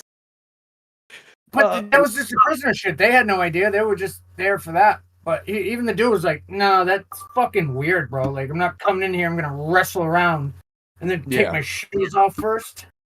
Yeah. Well, we even ended said up. something like, what do you want to feel my feet, bro? we ended up asking him how he felt about Frank's tattoos when, you know, his shirt got ripped off in the dining room and then walked into the kitchen in tatters, and all you see is this I would like to say a beautiful memorial to a 9/11 tattoo on his back. Massive fucking amalgamation. I like the momentum towards the memorial of it. But that was one of the shittiest back pieces I've ever seen in my life. A fucking 9-year-old nephew could draw fucking better than that. And that guy paid for that thing, so That's the point. That's the point, though.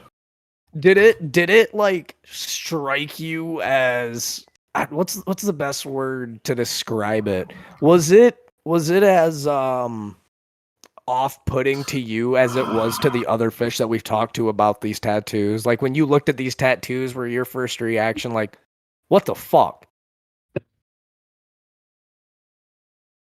kind of, but and before like he turned into, you know, Frank Hassel all the way from 0 to 60, we're at the bar and like they were talking about him, and he said, you know, my dad died in 9/11. Yeah. I don't know anything is believable by that motherfucker. Because even like TTS fucking hit it one time, like, fuck your father, Frank. He deserved to fucking die if he had a son like you, or some shit like that. Or Frank's father fucking gone in ashes. And even that was like, that was before he went full Frank Castle. And I was just like, oh God, that's fucked up, man.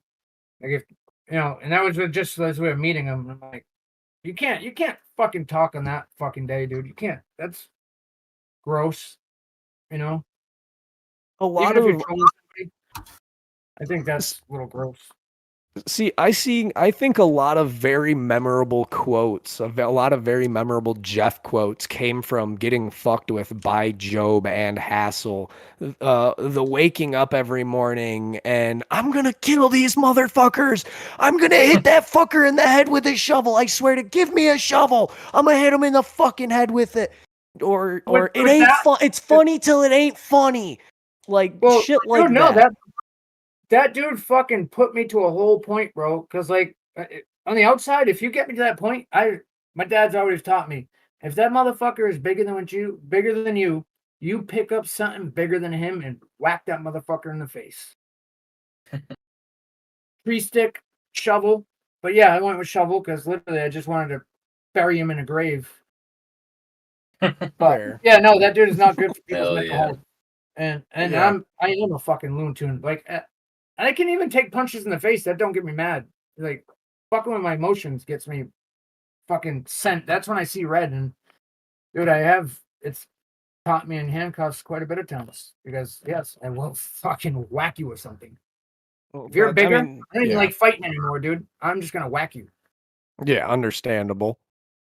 So what if, like, even you, Willie, you're bigger than me. If I had to fight you, you're fucking picking up a tree stick or fucking a 2x4. He's gonna whip you with a Willie. Whack you with a Willie. I think it's interesting you say that. I have a tall friend who says it's scary being tall because people try to kill you whenever they try to fight you. Yeah, fuck that up. You know, he's been hit in the head with a hammer, like all this crazy shit because he's fucking 6'5". You know what I mean? People try to fight him and go, I'm gonna take you down. I'm like, bro, I'm like 5'9", 250 pounds of raw sex. You better bring something big to hit me with. I would have put you at an even 120. Shits, there's no way you weigh 250. You're fucking lying. Bro, 120. He thought we weighed my wiener weighs more than you, GTZ. My wiener weighs 120. What are you talking about? I'd fucking hope so. I'd fucking hope so. With a body build like that, you better be fucking packing a hammer. Yeah, I got a big black dragon. But this is about Jeff. Let's talk. I'm a grower, not a shower. You gotta kiss it and watch it grow, buddy. Yeah. Oh, Give it a little. It doesn't look like much. Water. What would you say? Shy. It's a shy boy at first, you know. That's usually how it is. Yeah. Especially getting out of the shower. What would you say I'm right there with was, you, Jeff. What would you say was, to you personally, your most enjoyable and then also most hated part of being on the show? What part of being on the show made you just happy to be there? And then what parts made you be like, I'm done? It's Frank. Yeah, that's a given. Yeah, that's a given. That's a given. I wasn't the only one. Like, I wasn't the only one that dude broke the fuck down, dude. But kudos to him. That was his job. Didn't know it at the time. I thought he was just a super piece of shit. That's how most fish see him. You know what, Frank? I could fuck with you, but I can't fuck with you on Fishtank. I could maybe fuck with you outside, but no. That's how it goes a lot of the time. But you mean it can't look at what he did, dude. He breaks people down. Look at Symbol. Symbol had a fucking candlestick and a fucking electrical cord. It was a charger cable. It was a charger cable that he had wrapped up like this in his hand because trying to strangle. He wanted to strangle him. And then the other hand, he had a fucking candlestick. Yeah, but that's the part that makes it enjoyable, is we get to watch you guys try to kill Frank. Frank ripped one of them out of him. No, but it was real, dude. Like, he wasn't fucking faking any of that. None of that was bits. Like, he just broke Symbol down too, and Symbol wanted to fucking kill him. Well, we know. I think Frank like ripped the cord out of his hand or the candlestick, and then fucking Symbol smashed the fucking glass and grabbed a chunk of glass, and that's when production ran up like, "What the fuck, Symbol? You?" And they like shut it the fuck down. So when it comes to hating the show, it's apparent. Most of the time, it would be like when you ask anybody that was on the show that had to deal with him, it would be, what was the worst part of the show? And the two answers that you'd mostly get would probably be the cell challenge, because it gets so gross in there and it gets hot and all those bodies, or it's Frank Castle. It's always the case. And if I say most enjoyable, I mean, past that, I mean, the host I thought it was fun as fuck past that. I enjoyed the shit of myself, dude. You know, they paid for food. I mean, a couple times it went down to like, we were like waiting for grocery delivery, and after the prisoners, like, we didn't even get groceries for almost 2 days after prisoners. Those motherfuckers fucked up our whole kitchen. Oh. They had came to us too, like, you guys gotta go clean that, because look, it's a $50,000 prize. And Jet's like, and I know this because I've done it in the other houses, but that hardwood floor that shit seeps in is like $80K. So go clean this fucking thing. And then at that point, I was like, I'm not doing shit. I don't give a fuck. I've been cleaning this house for the last fucking week, and every fucking day we clean it, it just gets fucked up even more. But at that point, I still didn't know it, but I can't live in filth, bro. Like, and just, no. Like, yeah. I like clean clothes. I like to hang my clothes up. I like to fucking, after I get out of the shower, I hang my towel up. Like, some of those people, dude, they jump in the shower and just, their towels on the floor, their clothes are on the floor afterward. Like, what the fuck, bro? Where were you raised at? No, my next so yeah, now I swear that's how a Bert the serial shitter. So my next question, I have personally asked all of the fish, and Shits hates this question. He hates this question. I love this question because I love Shits does, Willie does. Me, yeah. I hate this question. But I love the reaction that we get from the fish every time we ask. What did Symbol smell like? That dude smelled like cologne every day, bro. That motherfucker, like, being cleanly showered. He showers twice, sometimes 3 times a day. Nobody in the house smells as good as me. I'll tell you this right now. I'm the nicest smelling man in the house. I said that too. Like, when I first met him, like, damn, bro, you smell good as fuck. What you got? He goes, oh, yeah, it's my cologne. And I'm like, if I was the nicest, if I was the best smelling man in the house, who was the worst smelling man in the house? Yeah, who smelled the worst? You're not allowed to say Frank. Fatty. I wasn't Fatty. I'm about to say Chris is a given. In the RV. In the RV. We get Luke. We get Luke the most, believe it or not. Luke smelled like shit also. Yeah. Like, there was even in the RV, there was even like some dude wipes and baby wipes, and them motherfuckers won't even try to baby wipe themselves down, bro. Like, they would just stank, like body funk. Worst smelling in the house. I was there, and I like her as a person. And I consider like time we spent together friendly, but nifty. I was just about to ask what you thought about Nifty. Yeah, I was just about to bring her up and ask her how you felt about her. Well, she is what she is, but it's armpit hair. Dude, I shave my fucking armpits, dog, because to keep the sweat. That's awesome. The sweat, the hairs, that's what extends the stink. She has armpit hair. She's just that hippie type of person. But yeah, no, like armpit hair, like BO, whatever what do they say? It's like pheromones for certain people. I don't give a fuck who you are. BO is BO. BO is gross. This is true. We don't fuck Oh, with that wait, shit. Take a shower. We love showers, but yeah, we do. We do like showers. Yeah, dude. Even Joob, his clothes were all fucked up. But that dude was still in the fucking shower at least once or twice a day, and just throwing back on what he had, but just to get a clean fucking shower. Yeah. Some people just didn't do it at all, dude. They'd just be rocking stank. Is there anybody in the house that if you had the chance to like just talk to them constantly, be their friend, just rekindle any kind of friendship like that, hang out with them, who would it be? Joob, do me a favor and cam up. Oh shit, my bad. I could honestly, because as soon as I went in, Joob and me were cool as fuck, and then we went into some issues. But Joob would be my number one as like a hangout buddy. I can hang out with Symbol, I think. I mean, if you wanna rekindle your be on top of the list. No. Cammed up tomorrow. Oh, all right, we'll go like this way. Hangout homie, Joob number one, Symbol number two. Hangout girl, like and just a hangout person. Peyton was my homie in there. Me and her were up every morning. She would journal in the front room. I would read. We would bullshit back and forth a little bit. Why not Frank? Peyton, I considered a real homie, dude. Yo, what's up? What's up, crackhead? What's up, crackhead? It's the wild Frank Castle. How are you? Hold on, before we continue this, let's do a little ad break. If you guys want your limited edition Austin with a meth pipe T-shirt, go to fagc.shop. Merry Christmas! Merry Christmas! Limited edition, $25 a T-shirt. Beautiful T-shirts. Go pick them up. What's happening, Frank? How are you doing, dude?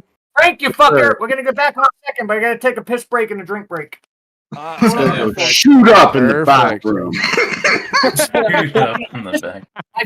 My legs will literally just slopped over like I'm sitting like a fucking woman because I'm pinching my dick off. No.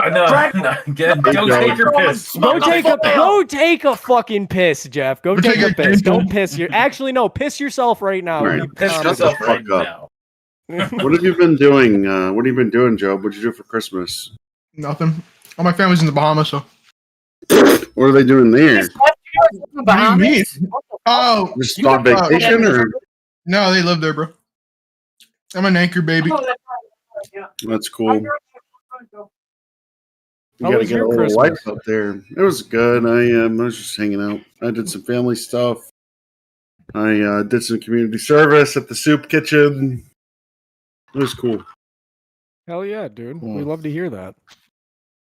Yeah, just like washing dishes and serving people food and stuff. It's cool. Hell yeah, it's a fun time. We love giving Christmas spirit. Yeah, for real. Yeah, it was nice. Saint Nicholas decided to grace us with his cousin Frank Hassel, and we appreciate that. Shut up. Yeah. Yeah. So what's Jeff been yapping about? Suck some more cock. Jeff was being mad gay in the house. He was just kind of talking about he talked a lot about him in jail, a little bit about his carney stuff, some of the stuff that happened in the house. Not a lot. I mean, some stuff that we knew, some stuff that we didn't know, stuff like that. So that's cool. He complained about you and Joob a lot. Yeah, but he did. We're beating the crap out of him. He was fucking annoying. He wouldn't shut up. So he was. He was. He deserved it, dude. No, don't feel bad. Who said I don't feel bad for bad? him. Well, the thing is, look, my mindset has always been that you know, me and Joob, Jeff, Connor, we were all freeloaders. We're supposed to be like kind of like on the same team, you know. So we should be working together to torment the fish. But I guess probably they didn't know that, or they couldn't figure that out. Joob knew, obviously. A little bit, but I didn't know how far I could go. But like you got the dynamic, you know. Yeah, we're the freeloaders, they're the fish. Those guys seem to not even. They're so like I don't know. They just don't get what the what the show. Yeah, exactly. They want to be best friends with freaking Alexis and LeRon. Yeah, I don't get that one.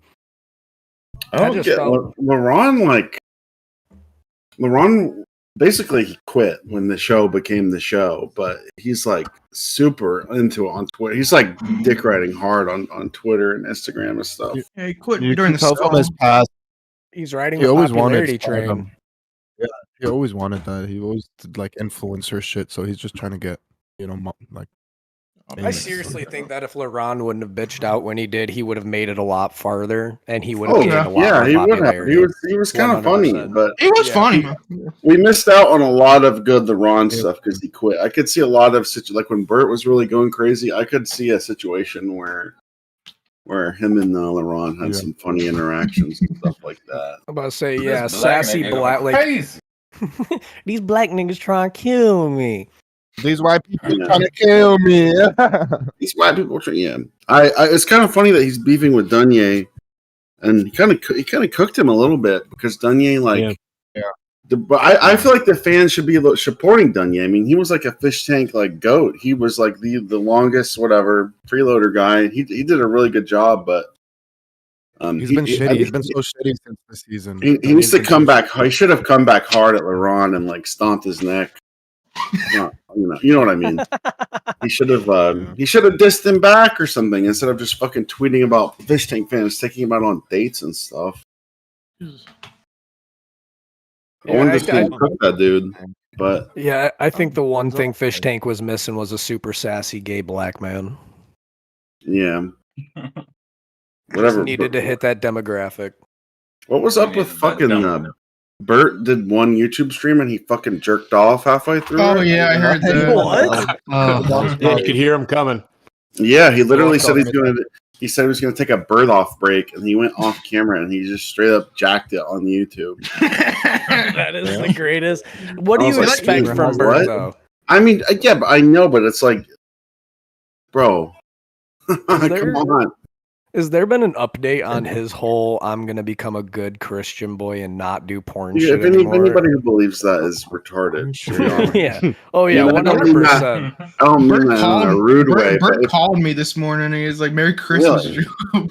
That's cool. He sent me a little video. He sent me a little vid. Oh yeah, dude. Like a Merry Christmas video. But anybody who thinks Bert's gonna completely change who he is as a person or become like a totally new guy, like that's crazy. Yeah, for real. It's not gonna happen. Not happening. He knows what the audience wants, though. He knows what. What do you think of him saying it was like an act? I mean, like after the show, he was saying he's no disrespect to Burr, obviously, but I think he's just like trying to like save face for some of the like the crazier stuff he did. It's probably kind of embarrassing for him because he's like a real person with like a real life and stuff, and it's probably kind of embarrassing to have all that really insane, crazy stuff he did out there. So he's just he's kind of coping a little bit. He got caught sniffing and licking your shoe. I would also tell everybody it was a bit, to be fair. He's saying it's a bit, and so it's like, no, dude, you were sleep deprived and you were like hallucinating. Still fucked up. He's not. It's not. You're not playing a character when you suck on somebody's shoe. Hey Frank, how's your back feeling? It's fine. It was fine within like a few days. It was just like it was my upper back, and obviously, I don't know. For a few days, I was waking up really sore, but I'm totally fine now. Did Missy stab you with that pencil once or twice in the back? It was like I guess it was like a marker or something. But when we were fighting over the suitcase, yes, she like poked through my skin with it. It was a gel pen. I think it was a gel pen. It's fine. I was a little pissed off afterwards, but you know, I was obviously being an evil piece of shit too. So I have no beef with Mizzy. Honestly, I think she's done a really good job post tank of like capitalizing on the attention she got. Probably the best out of anybody who was on the show. You know, usually people do a couple like little streams and that's it, and she's like interviewing people and but if you watch some of her stuff, dude, she actually, I was just like following up on her like her old post shit. She really has been like acting in movies, and I didn't even know she's a fucking emo singer too. Yeah, like she actually has music out there. Yeah, something like that. Yeah. Yeah, she actually has a media and background, so I wasn't surprised to see her pop off the way she did afterwards. Not because she was popular or anything like that, but because of, you know, her background. No, she clearly knows like what she's doing, and although even a couple times, though, even like Jet fucking dogged her and Sam dogged her, like, Missy, you come from entertainment shit. That's the best fucking scene you can give us. Yeah. Wait, what'd you say? Sorry. Like, you know how she like sometimes they do the scene bits, right? Like and film it. Like a couple of them though, like scene bits. The Darman videos. One I'm talking about is like when they finally afford that new it was Gucci Elimination bag. Day, and they had everybody fucking do their, you know, why should you stay in the house? And it, even Sam made fun of it, was like, Missy, that sounded like you were fucking reading a college fucking essay. You come from entertainment. That's the fucking best you can give us. Yeah, I mean, yeah, I don't know. I don't think I saw that. I think I was I don't know. When I'm in town for the show, it's hard to watch the show because I'm just like on my phone, and it's not really fun to watch Fishtank on your phone. Yeah, it kind of sucks. Frank, before you got in here, Jeff was saying that you slap like a bitch. I don't know if you heard any of that or. We both know that's not true. Yeah, he said that he was sizing you up every time you slapped him. I started slapping you harder and harder because you wouldn't shut the fuck up. Well, I don't know how to shut the fuck up. It's fine. It was in the context of the show. Well, if you want to know, Jeff, my rationale is that I said it a minute ago that we were both freeloaders, so we kind of should have been on the same team, like tormenting the fish, you know. I didn't know at that point, dude. You knew more. Yeah, I know. I get it. You don't. It's in retrospect easy to say that. We're all at the bar and you're just vibing about your life, and then you turned into the Hasselbeck. Yeah, I turned into an evil piece of shit. And one thing I did want to say though, Frank, I really do appreciate you. And I'm sorry I didn't really respond. No, don't worry, man. Tried to hit me up, check on me. I figured you were. Dude, it was so backlogged, bro, and I really didn't use Instagram. Don't worry about it. It's not a big deal, bro. And then, you know, I figured you're busy. You're trying to get home. No, dude, it was so backlogged. Like even Crud Bugley's here in the chat, and I've talked to him quite a bit. And even like I was trying to go fucking message him earlier, and I just can't find the fucking name again. And I don't remember. Yeah, you probably got 10 million messages from all the Fishtank fans. Not 10 million, but there was quite a bit. You know what I mean? There's a lot of them. Yeah. But no, how long were you stuck in Vegas for? Because you did try to reach out, and even totally, man. I just wanted to make sure you were all right. Check on you, man, to make sure you're still alive. Yeah, I figured so. So you got home okay though, and everything. That was no. I mean, I did get stuck for like a week and a day or something because like I was telling other people they had the Amazon conference that just ended, and then right after that, the rodeo cowboys all came into town. So the fucking ticket prices were fucked up, man. Yeah, I get that. This is around the holidays too. Yeah. Well,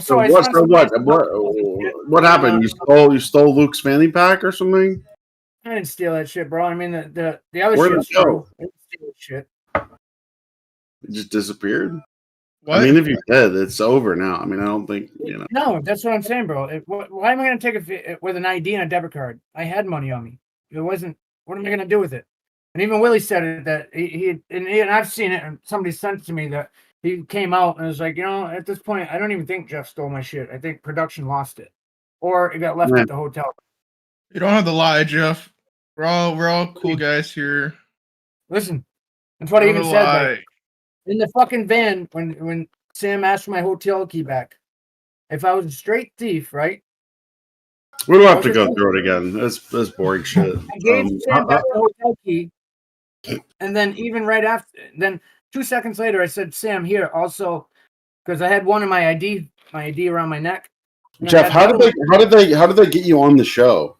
How did you guys already talk about that shit? Yeah. Alex got me on the show. Alex got you on the show? Schultz. Yeah. Alex Stein. Or Stein? Yeah. How But does Stein originally do it was supposed to be like 2 projects before that. It was supposed to be the video gamer reality fucking series bullshit. Oh, what do you mean? But when I was supposed to go do that, they scrapped the project because production was just worn out and needed to recoup. Oh, I got you. Okay. And I think the second one was probably right. They did the blood games in the summer, right? Yeah, they did that too. Yeah. Well, I'll say, Jeff, I had a lot of fun. I think we had a good dynamic on the show. I liked tormenting you. I was supposed to get on. I think I was supposed to get on blood games too, but I was working for my boss, and like I said before, he had a couple like pool jobs, dude, like 350K fucking jobs, and I couldn't just leave the guy fucking. And I make good money with the guy, you know, so I wasn't gonna leave him shit out of luck. But then Alex was like, "Well, we got another thing coming up November 28th. That's when I was originally supposed to show up. So I don't know what they were planning for that, because that's what my date was supposed to be." And he said, "Yeah, plan for like being there the whole time." I was like, "What's the whole time?" He said, "Like, 4 to 6 weeks." But then they had called me, what, like second week in November, like, "Hey, you want to come now?" And I was like, "Well, I'm at work. Well, I'm home a little bit." And they're like, "All right, pack some clothes. We'll get you at the bus stop." You're home. Yeah, they Ubered me to the fucking house. But I still like fucking with that one. I still roll with that. Yeah. Well, I had a lot of fun. Probably me and Joob had a lot. You almost got thrown out the window. Oh, I saw that, dude. Remember that? I don't remember it, but I saw the clip.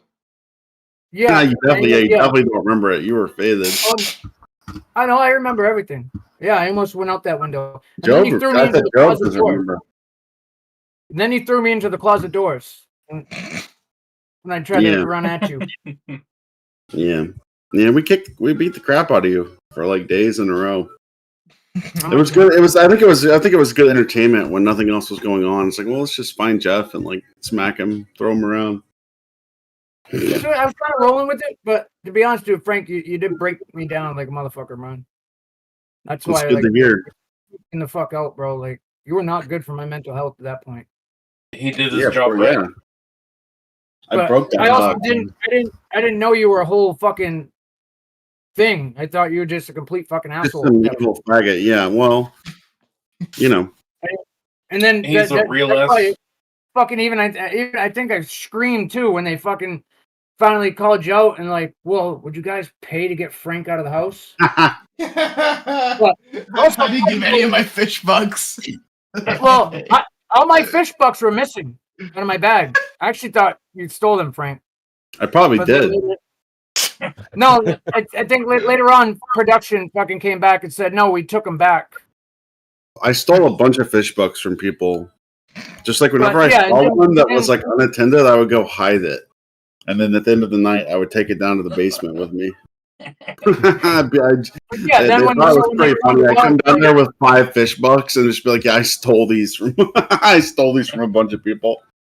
They left them sitting around. Then when they called you in the living room, like, you guys want to get rid of Frank? Would you pay him to leave like right now? And everybody's like, "Yeah," and they all ran to their room. Yeah, Peyton gave all of hers. I think Bert gave all of his. Binks paid 1. You got $3,000. You got $3,000. 4. It was 3.9.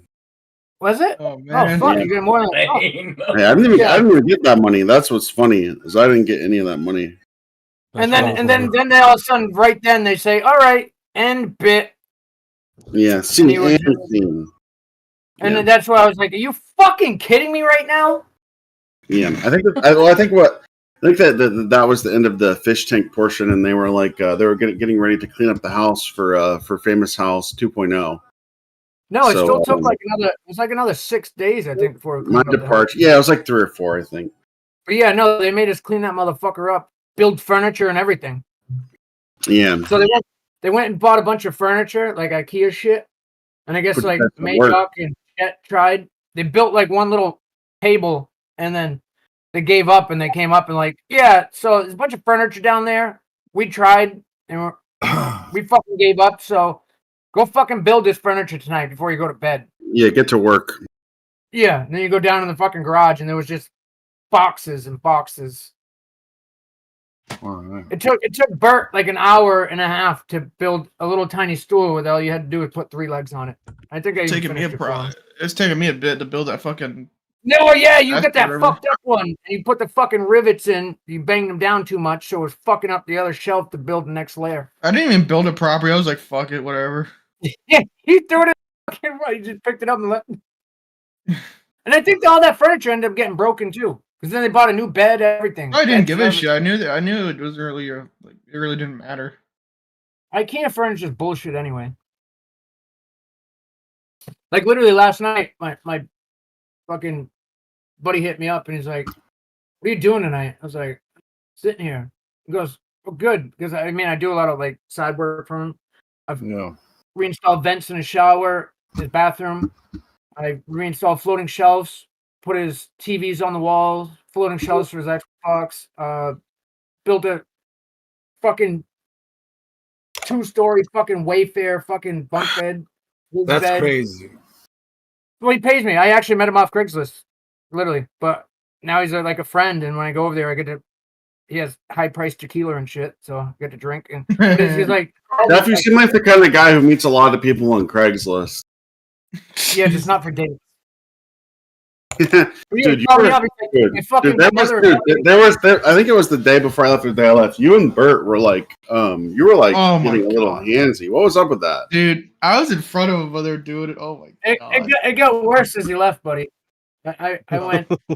I kissed Bert before I left. He tried to twice.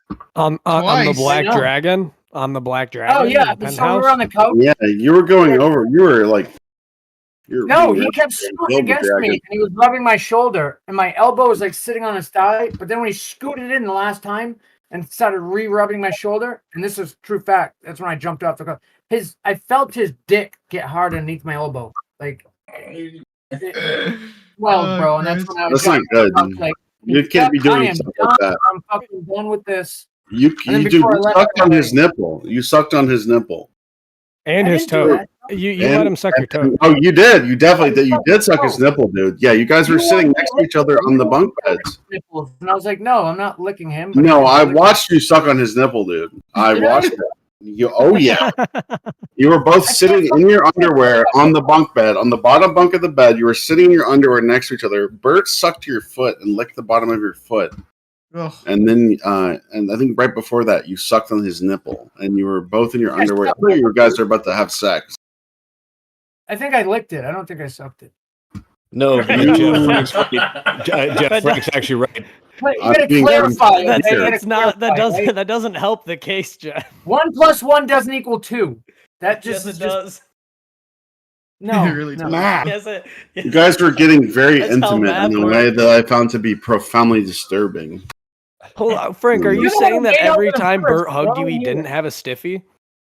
When I hugged Bert, I only hugged him with the top part of my body. I was not. Oh, you didn't give him the waistline. I was not going below the waist. Oh yeah, look, that's fucking after fucking Frank threw. Because I knew what was waiting for me, and I was not. Frank came in and fucking threw me up out of the fucking bed like an asshole. Frank is just sitting there air thrusting at you. Joob doing his Joob, is that your Fortnite dance? Is that your clincher? We were emoting. The air hump. Yeah. What did I say? Why were we doing that? It was like, yeah. Dude, God. I don't even want to You were say telling it. Jeff how you were gonna. It was fuck like, yeah, his mom. Jeff, this I'm gonna fuck your mom in hell or something like that. Dude, yes, that's why I fucking hated you that night, and I was so pissed the next day. I was like, dude, I'll take everything, and you were saying nigger all night. No, that was say that. Hey, you can't say that. You can't say. You gotta say hard R. You gotta say hard R. You say that shit. Don't say that shit, man. I disavow. I'm not down with that kind of language. Hey man, you can't. Hey man, you can't say that shit, bro. You can't say that shit, man. That shit disrespectful to me and my people, man. That shit mad disrespectful. Man, that shit disrespectful as fuck, man. You ain't African. After Ian left, I was waiting Sam for said that. they said they didn't even pay him. And we were all like, "What? You didn't pay him?" They're like, "No, we just fucking we brought him to the dispensary and bought him a bunch of weed and some carts." That's pretty good payment for Ian, though. I mean, so apparently he had a big giant smoke session with the flower and then tucked the carts in his bag. I don't know if they made it home, but so you can fly with that shit. Can you? I mean, I don't. Oh yeah, I do. Look at the airport. At the airport, they're looking for like guns and bombs and stuff, or like people moving weight. You know, like especially flying from legal cities. Fucking everybody who smokes weed is flying out of there with a bunch of weed in their bags. So unless you've got like pounds of flour, they don't care. I just watched this clip of some fucking. So 3 fucking like black girls. They flew in. To like I forget where it was, but whatever. Apparently there was a tip beforehand about this girl like moving shit. So she hired her 2 other cousins. They get pulled over on the road because she blew a stop sign. Oh, is there anything in the vehicle? No, yada yada. It's a rental. They pull it out. Dude, they were pulling out fucking vacuum sealed bags of all straight crystal meth. 110 pounds packed between 3 bags. Holy Christmas. And fucking bitches are brave enough to put 110 pounds of methamphetamine through check-in.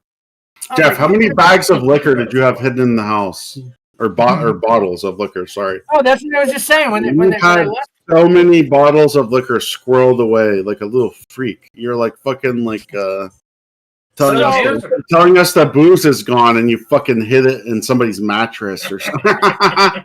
Remember that joke? He was like cutting us off because he fucking took it and hid it somewhere. yeah, there's a clip of Binks. There's a clip of Binks taking alcohol from you guys and hiding it because she was worried that Jeff was going to try to take it and chipmunk it somewhere. So, bitch. You were like hiding it in the boiler room, in the closets. The boiler room. He was hiding in the boiler room. But actually, it was either 2 or 3 bottles went back to production. Because I had people telling me where it was.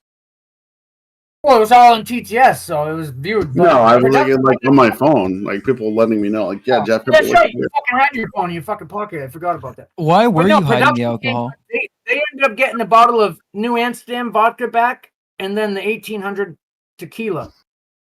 Why were you hiding the liquor, Jeff? Like it was one night, and then not the next night, then the third night. They came up like 1 or 2 in the morning. Were you withdrawing from the show? Were you like having alcohol withdrawals on the show? Or no, I mean, I don't know. I'm just wondering. I enjoy drinking. At a certain point, it seemed like you were like medically like ill. Did you ever feel like there wasn't enough alcohol on the show? Would you like more alcohol on the fish tank for season 4? I don't think you can get more alcohol than they did. Yes, definitely. You can fucking try, dude. Well, what are you saying Joob right now? With Joob not being there, they definitely can because that fucker drank all of it. So. There were a few days when Jeff was like drunk at like 5 a.m., 6 a.m. Yeah, that's when I was going to bed. I wasn't drunk at 5, 6 a.m. I was still drunk, and then I went to bed and was still up at 9 o'clock. So I don't want to hear. He was just trying. Joob was the only one. Joob was the only one that was actually drunk in the morning and had to get put back to bed for the rest of the afternoon. Yeah. True. Well, I'm gonna head out, guys. Merry Christmas, Jeff. Merry Christmas, Joe. I hope you guys. Frank, if you have a second, could I talk to you another VC or like a private call? About I want to try and set another interview. Don't talk to this guy. No, probably not. Not right now. But, Frank, before you leave. So you're not planning on doing an interview with Fag Tank? Tell him to shut his mouth. Get out of his face. With who? With I'm going to. Well, I'll do one in here eventually, but I got some other shit I gotta do first. He's a busy man, Parsley. Leave him alone. Well, Frank, also too, like I said, thank you for checking in on me. Yeah, man. Hey, I hope you're doing all right. Just don't, I mean, stay away from needles and bad things. I fucked up, dude. Good for Frank. Shit man. happens though. I wanted to clear the air on that one too, because in the house I did hate him at that point, but at that point I also didn't know that was his fucking job. Yeah, I should have told you. No, you did say it to me, but then you fucking were in with it fucking all day too. Just fucking made me want to kill you too, Joob. You were cool as fuck for the fucking first couple days. So how did it feel to rehash and kind of hash things out with Frank there? Oh, Joe, did you hear what one of the conspiracy theories that I had seen on a thing? They said that I'm actually you from the future that came back to try to warn you. Oh yeah, I heard that. I heard that on the TTS.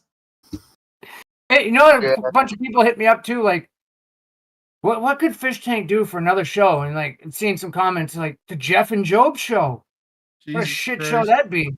Yeah. I don't know if I'd do that. All right, and then back to the question.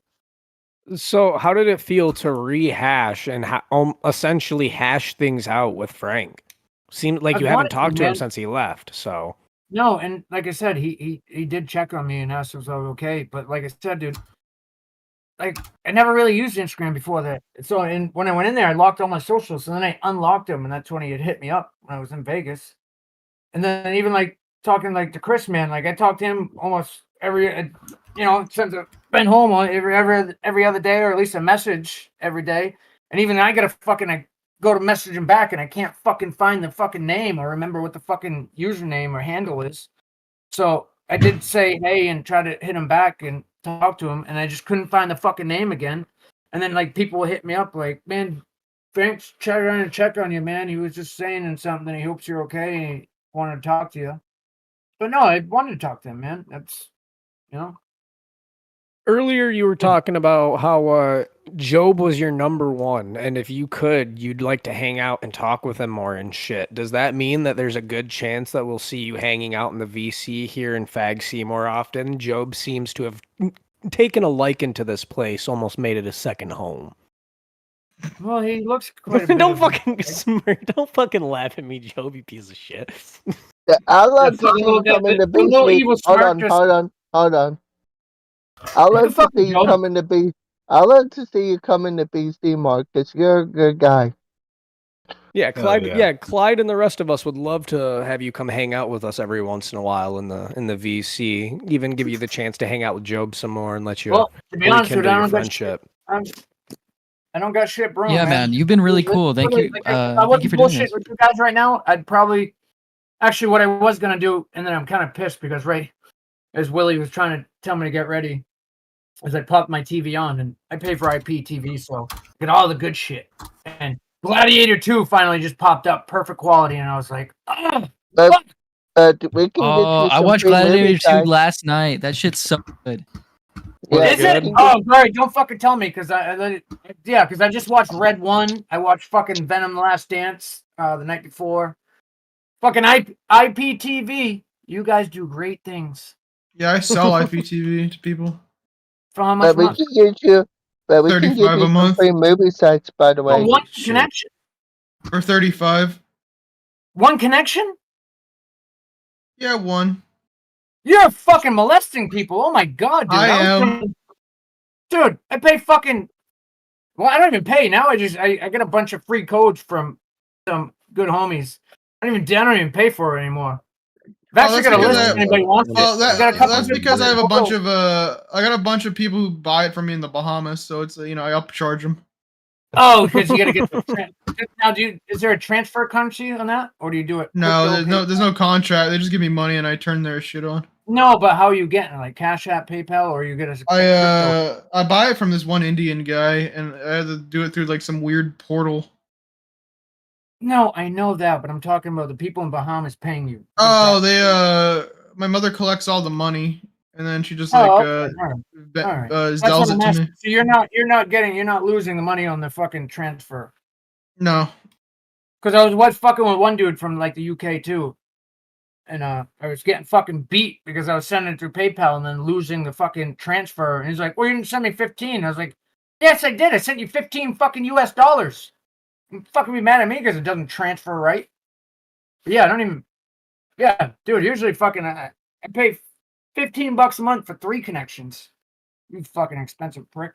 Dude, I have some guy who like buys a year for me, and I guess how much I charge him. Just give a guess. $120. 3 times that. 200. No, fuck. You're speaking $450, $350, boy. What? Oh, 50, holy fuck! You are a fucking shiesty cunt. You Oh, yeah. Jew. It's You 50 Jew. bucks a year. The last No, time I don't played- worry. Don't worry. He's rich. He's rich. Yeah, but Yeah, does your makes portal sense. stay Yeah, up that's every day? Do you do customer service Yeah. when it goes down? Yeah, they call me every fucking day. Joob, So that was one of the things when I first started getting into this shit. Is my buddy, dude, a good friend, he does it too. But he was just $15, one connection, one IP. But he was the worst. So you'd pay him, and he separated out because if you keep the lives, the regular live cable, and then if you keep the on demand in one server, the on demand movies is what gets doxxed. They don't really give a fuck about the live cable because it's like 3 seconds behind. So it's not really illegal. It's a gray area. It's the copyrighted movies which gets you server doxxed. So this kid would have 2 different servers, but then you pay him the money, and then the fucking expiration dates don't match up. The shit doesn't go on for 3 fucking days, and he doesn't answer the fucking phone for a week. And I'm like, dude, you're a terrible fucking person. You should just stop doing this. And then he sent me $3 the other day on Cash App, like, yo, I'm back in business. Like, no, you'll never get mine again. So, Jeff, I'm gonna skedaddle out of here. I got a question before I Who's go. that? Who's that? GTZ is asking. Yeah. So tomorrow at about the same time as we started tonight, I'm gonna be heading an interview with Kevin O'Driscoll, the ventriloquist that showed up. Would you be Is that the one that Bert interested was in? scared of? Yeah. I wasn't there for that, Joob, right? Wasn't like Bert like No, you scared weren't. of him? I wasn't there either. He was like Would scared you- of the dummy or some shit, right? Like, Bert would was you want- scared. Yeah, he was terrified. It wasn't of the dummy. He was terrified of the guy. What did production tell Bert he was? A child molester, right? Yeah, something like that. He was like a rapist or something like that. So Bert tried to isn't hide it- from him. Isn't that what Bert? I mean, not a child, but He's a self-proclaimed if he could get away with it. oh fuck! That Hold was a on. fucked up thing. Hold on, I think I still have it here in my fucking fish tank. Joe never saved any of his, but look at this is actually what that shit meant to me. These are all the paid things that I got from that house. Toy that's deliveries, roses. I kept all that shit, man. But Oh yeah. where is it? But Where is it? I was curious Oh, if there it is! I got it. Oh, he found it. You guys seen this? Oh, dude, I Black wish I thumbs had up. one. I don't know where it went. Dude, have you guys seen this? Like legitly? Yeah. Daddy Bert. Yeah, he has it on his website. Yeah. He held it up to So- the camera. I haven't seen it. Yeah, let's say, dude, This that thing is Bert- so. This is Bert's literally before That's he ever wild. became You Fish can Tank. see his. This is You can see literal his. business card. So on the Big top, black it says dragon. Daddy Bert with his name. It says he's a black domination top. Okay, so he's not a power bottom. top. He No, he's fucks other not. people in the ass. Yes. It has a QR code. It has his actual cell phone number and BertOBang.com, his website. That's his name, Bert O'Bang, because Bert Bang. And then it looks like a real estate card, right? Yeah, and then you flip it over. It's a real estate fucking business card, and on the back, he's a 35-year-old vertical bar, 6-foot vertical bar, 200+ pound vertical bar, US 12 feet vertical bar, 160 IQ, actor, math professor, vertical bar, CEO, heavyweight boxer, vertical bar, gym coach, vertical bar, bouncer. Vertical bar. Put it this way, they Vertical brought bar. in a professional boxing trainer. Bert can't swing for shit. Yeah, Yeah. yeah. We all came to that conclusion during boxing night when he was supposed to do shit, and the night that he was supposed to do pull-ups when Alex showed up. That So, that's his the card night, was yeah. bullshit. No, so that's the night, bro. That's the night. It was the night of the pull-up elimination. They brought in a boxing trainer and wore Bert the fuck out down in the garage. Have But you even seen the? Good. No, I would keep. That's all I had. Have you wore seen him out. the When you season guys one? said that, I was like, damn. It feels like they're just trying to wear that boy out so he can't do pull-ups. But even on the pull-up bar, and he works out every morning, but he always cries about protein. There's never enough protein. But And I've seen him work out. There's no man come around. What do you mean? There's not enough protein. Cream of some young That's guy? what Bert craves. That's his favorite New York dish, cream of some young guy. Yeah, exactly. Yeah, for real. Yeah. But would you be down with meeting Kevin tomorrow? I'm gonna see if I can get him to put on a little ventriloquist show towards the end of the interview. Would you be down to watch it? No, yeah, I'm fucking in, man. Oh yeah, I'll Like I said, message if I wasn't you. fucking with we you have guys a right lot of now, interviews coming up. I literally just playing on Fortnite. Yeah, As you're soon an as this stuff interesting comes out. character. I'd love to. I would unironically love to have you join VCs mid-interview and just tell people you're gonna beat the shit out of them with a shovel. I'm being dead serious. I would unironically love that. Oh, just go whole bit, like bit style? Yeah. Just join. Yeah, just come in and just be an angry Just come in Bronx, like fucking ignorant as angry. fuck, like the back of the house. Yeah. Like, what's Well, up? hey, it kind of depends on the interview, you know. Yeah, Right. depending on the like some people are scaredy cats and you want to be careful around them. Be a little careful. Yeah, you don't want but people leaving the room because I'm screaming. Exactly, but there are some people that I would love to have you just like randomly fucking hop in and just be like, "Listen, you fucking cunt! I hate you, and I'm gonna beat you with a shovel." Like I'd love some dumb shit like that, and I'd love to see something like that happen tomorrow night Yeah, at we the want end of to the see interview. it. We want to see it. We want you to come in. I'll message you. Hey, GTC, I can message him when the interview starts, by the way. I'm about to say, yeah, either you Clyde, message him don't or you I have can an message event him. you want Clyde. him to tell him about that's coming up? And don't you have a special interview? So listen, hold on, Clyde. So Willie's got my personal deets, and even Chris here. I don't know if he's still here. You might have left. Yeah, I'm here. He's here. All right. Yeah. So yeah, just send that to me and just make sure, and I'll make sure to try to get in earlier. Well, no, we've kind of figured out the tech issues now. So Yeah. I'll have them send me your number, and I'll text you probably. We're looking towards the future where Chris might start managing me. That would be the shit. That would be the shit. I'll have him send me your I've actually number. talked to him about it, and because he's the one kind of keep pushing me towards doing this shit. Because And I was gonna that dox would be the myself, shit. dude, and just lock up all my Yeah. social. And just Be very careful. Good stuff. Yeah. But yeah, I'll have him send me your number, and I'll shoot you a message probably about half hour before the interview starts. Well, we talk on the regular, and I can, as of now, I consider him a good, like, obviously never met in real deal, but I consider him a good friend. So I think he has a lot of my best interests in heart. As you should. I can officially say, after knowing Meat for quite a little bit of time, he is a good dude. I'd be glad to say and call him a friend. So we're glad to see a fish.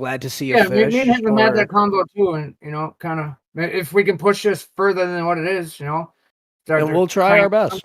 Yeah, man. Let's push limits. Let's see what's possible. Yeah, we just set up. Well, hold on. So the other fucking thing about tomorrow was promise fucking this interview to Mizzy.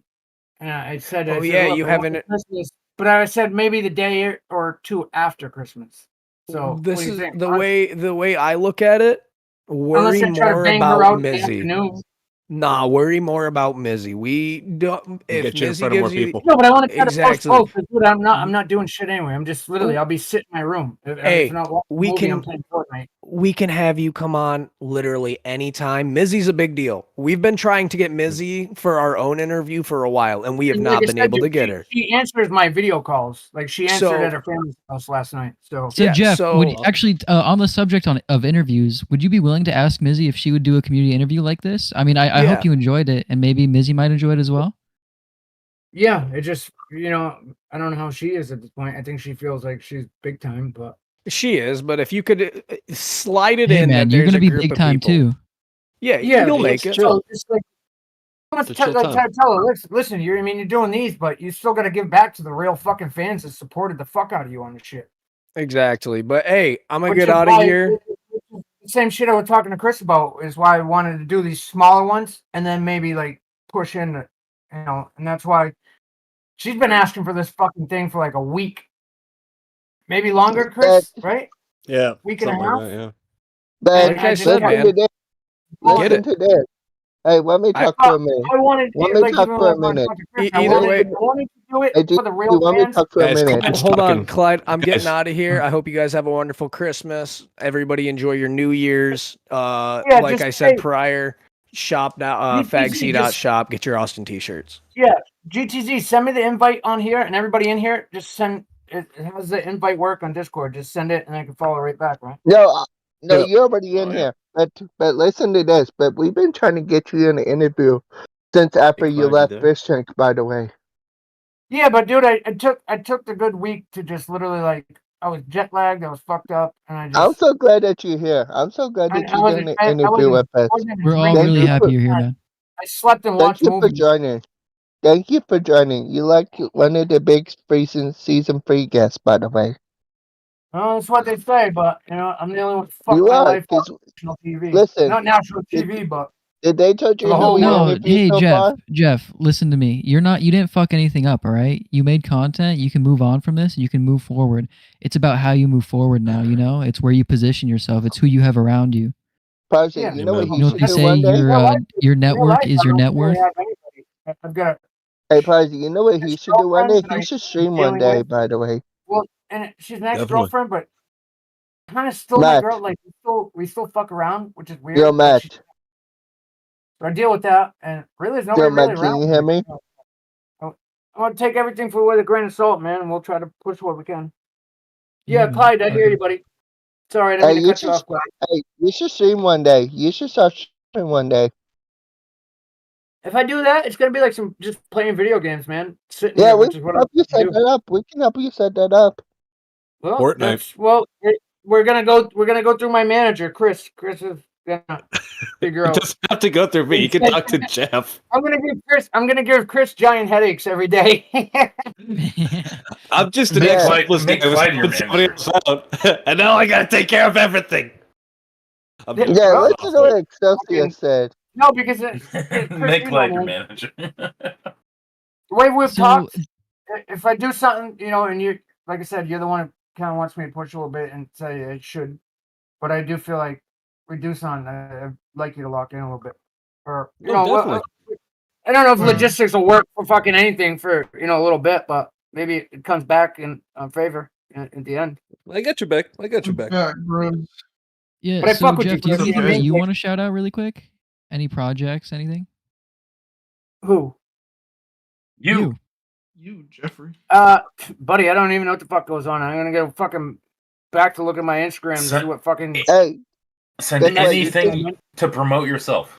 Anything Yeah, you you want can- to promote. Yeah, you can set out your socials and everything, by the way. That's one thing, and I think maybe if you guys are saying that, I think maybe right after this, I'm gonna jump off and I'm gonna lock that interview in with Missy for probably maybe tomorrow because she's 3 hours behind me, right? She's LA, so I'm East Coast. She's what's that? PST? That's 3 hours behind, right? Pacific. Yeah. But Yep. she sits at fucking home. It looks like all day anyway, too. So maybe we So lock that she's- in. I think and I know I did talk to her on video call last night. She was at her family's house with her brother Scott and her other brother. Talked to her for a couple Oh, yeah. minutes and shit. Even Scott, I Hey. guess, is a fan. If you can lock that in, that'd be fucking amazing. Well, then maybe that's what. All right, I should right. Just lock it in right now. Absolutely. Hey, I mean, talk to her. I mean, it just see and what happens. that was like, when I talked to Chris about it. That was just one big thing that I was worried because I know it's gonna get clipped to fuck, and that's one little part that bothers me. Like, I'd rather sit here and bullshit for fucking 3 hours with the real honesty than let my shit get clipped and played and portrayed. I mean, obviously, can't be shit on any more than I've already shit on myself, but you get what I'm saying? Like, clipped and portrayed it to a point of view for a biased Yeah, I side. get what you're saying. What? I hear what you're saying, but here, I don't know if it's going to be a live interview or she's just going to record it and clip the fuck out of it, and then Do you have recording no, software on your computer yet? she's gonna record it, of course. yeah, and then she's going to clip and edit the fuck out of it. Well, no. Hey, Yeah, but not in a listen way to me, that's. Jeff. Do you have Hmm. recording software on your computer? No, it's actually a new laptop. I actually just fucking my other one was, and actually this one needs a fucking good stick of RAM, dude. Hey, listen, I know after this OBS. interview, because I think we're finishing up here, if you want, we can hop in a private channel really quick and I can help you set up some recording software so you can have your own version of the Mizzy recording. If you'd want to do that, it's up to you. Let's do that for sure. So at least I have the fucking full. We'll Hell see. yeah. Then we kind of see what comes out.